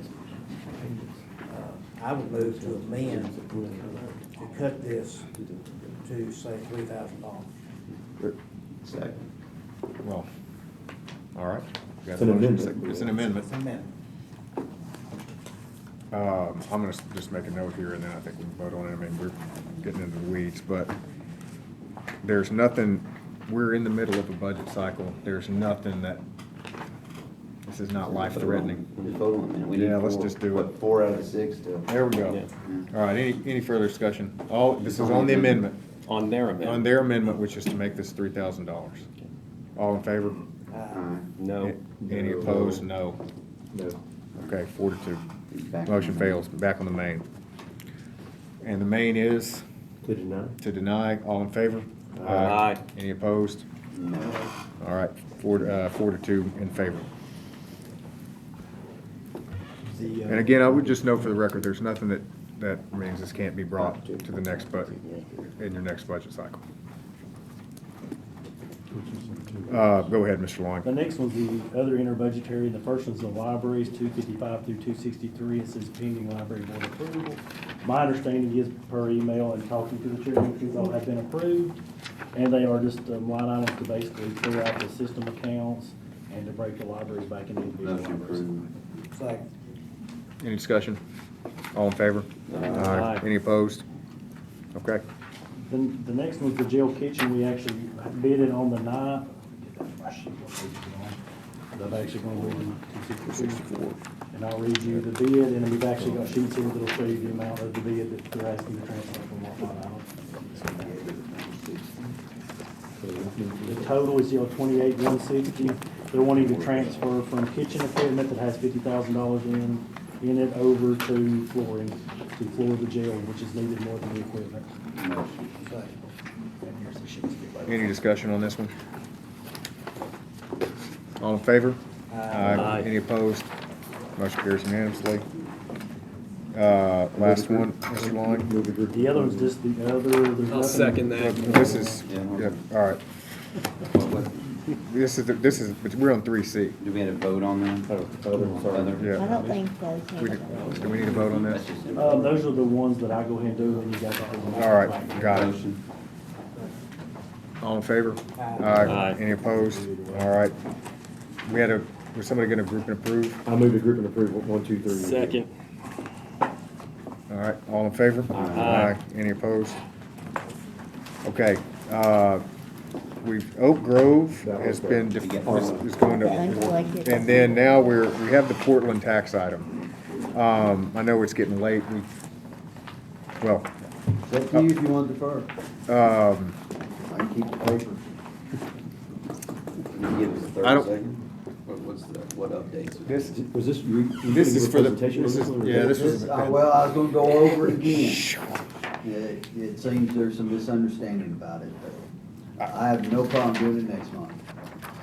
is that okay? I'd say if he's okay with it, let's just, if the mayor's okay with going next All right. month. All right, Second. all right, all in favor of deferring? Aye.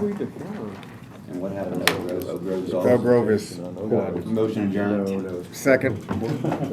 All in favor? Aye, all right. Any opposed? Some didn't talk. All right.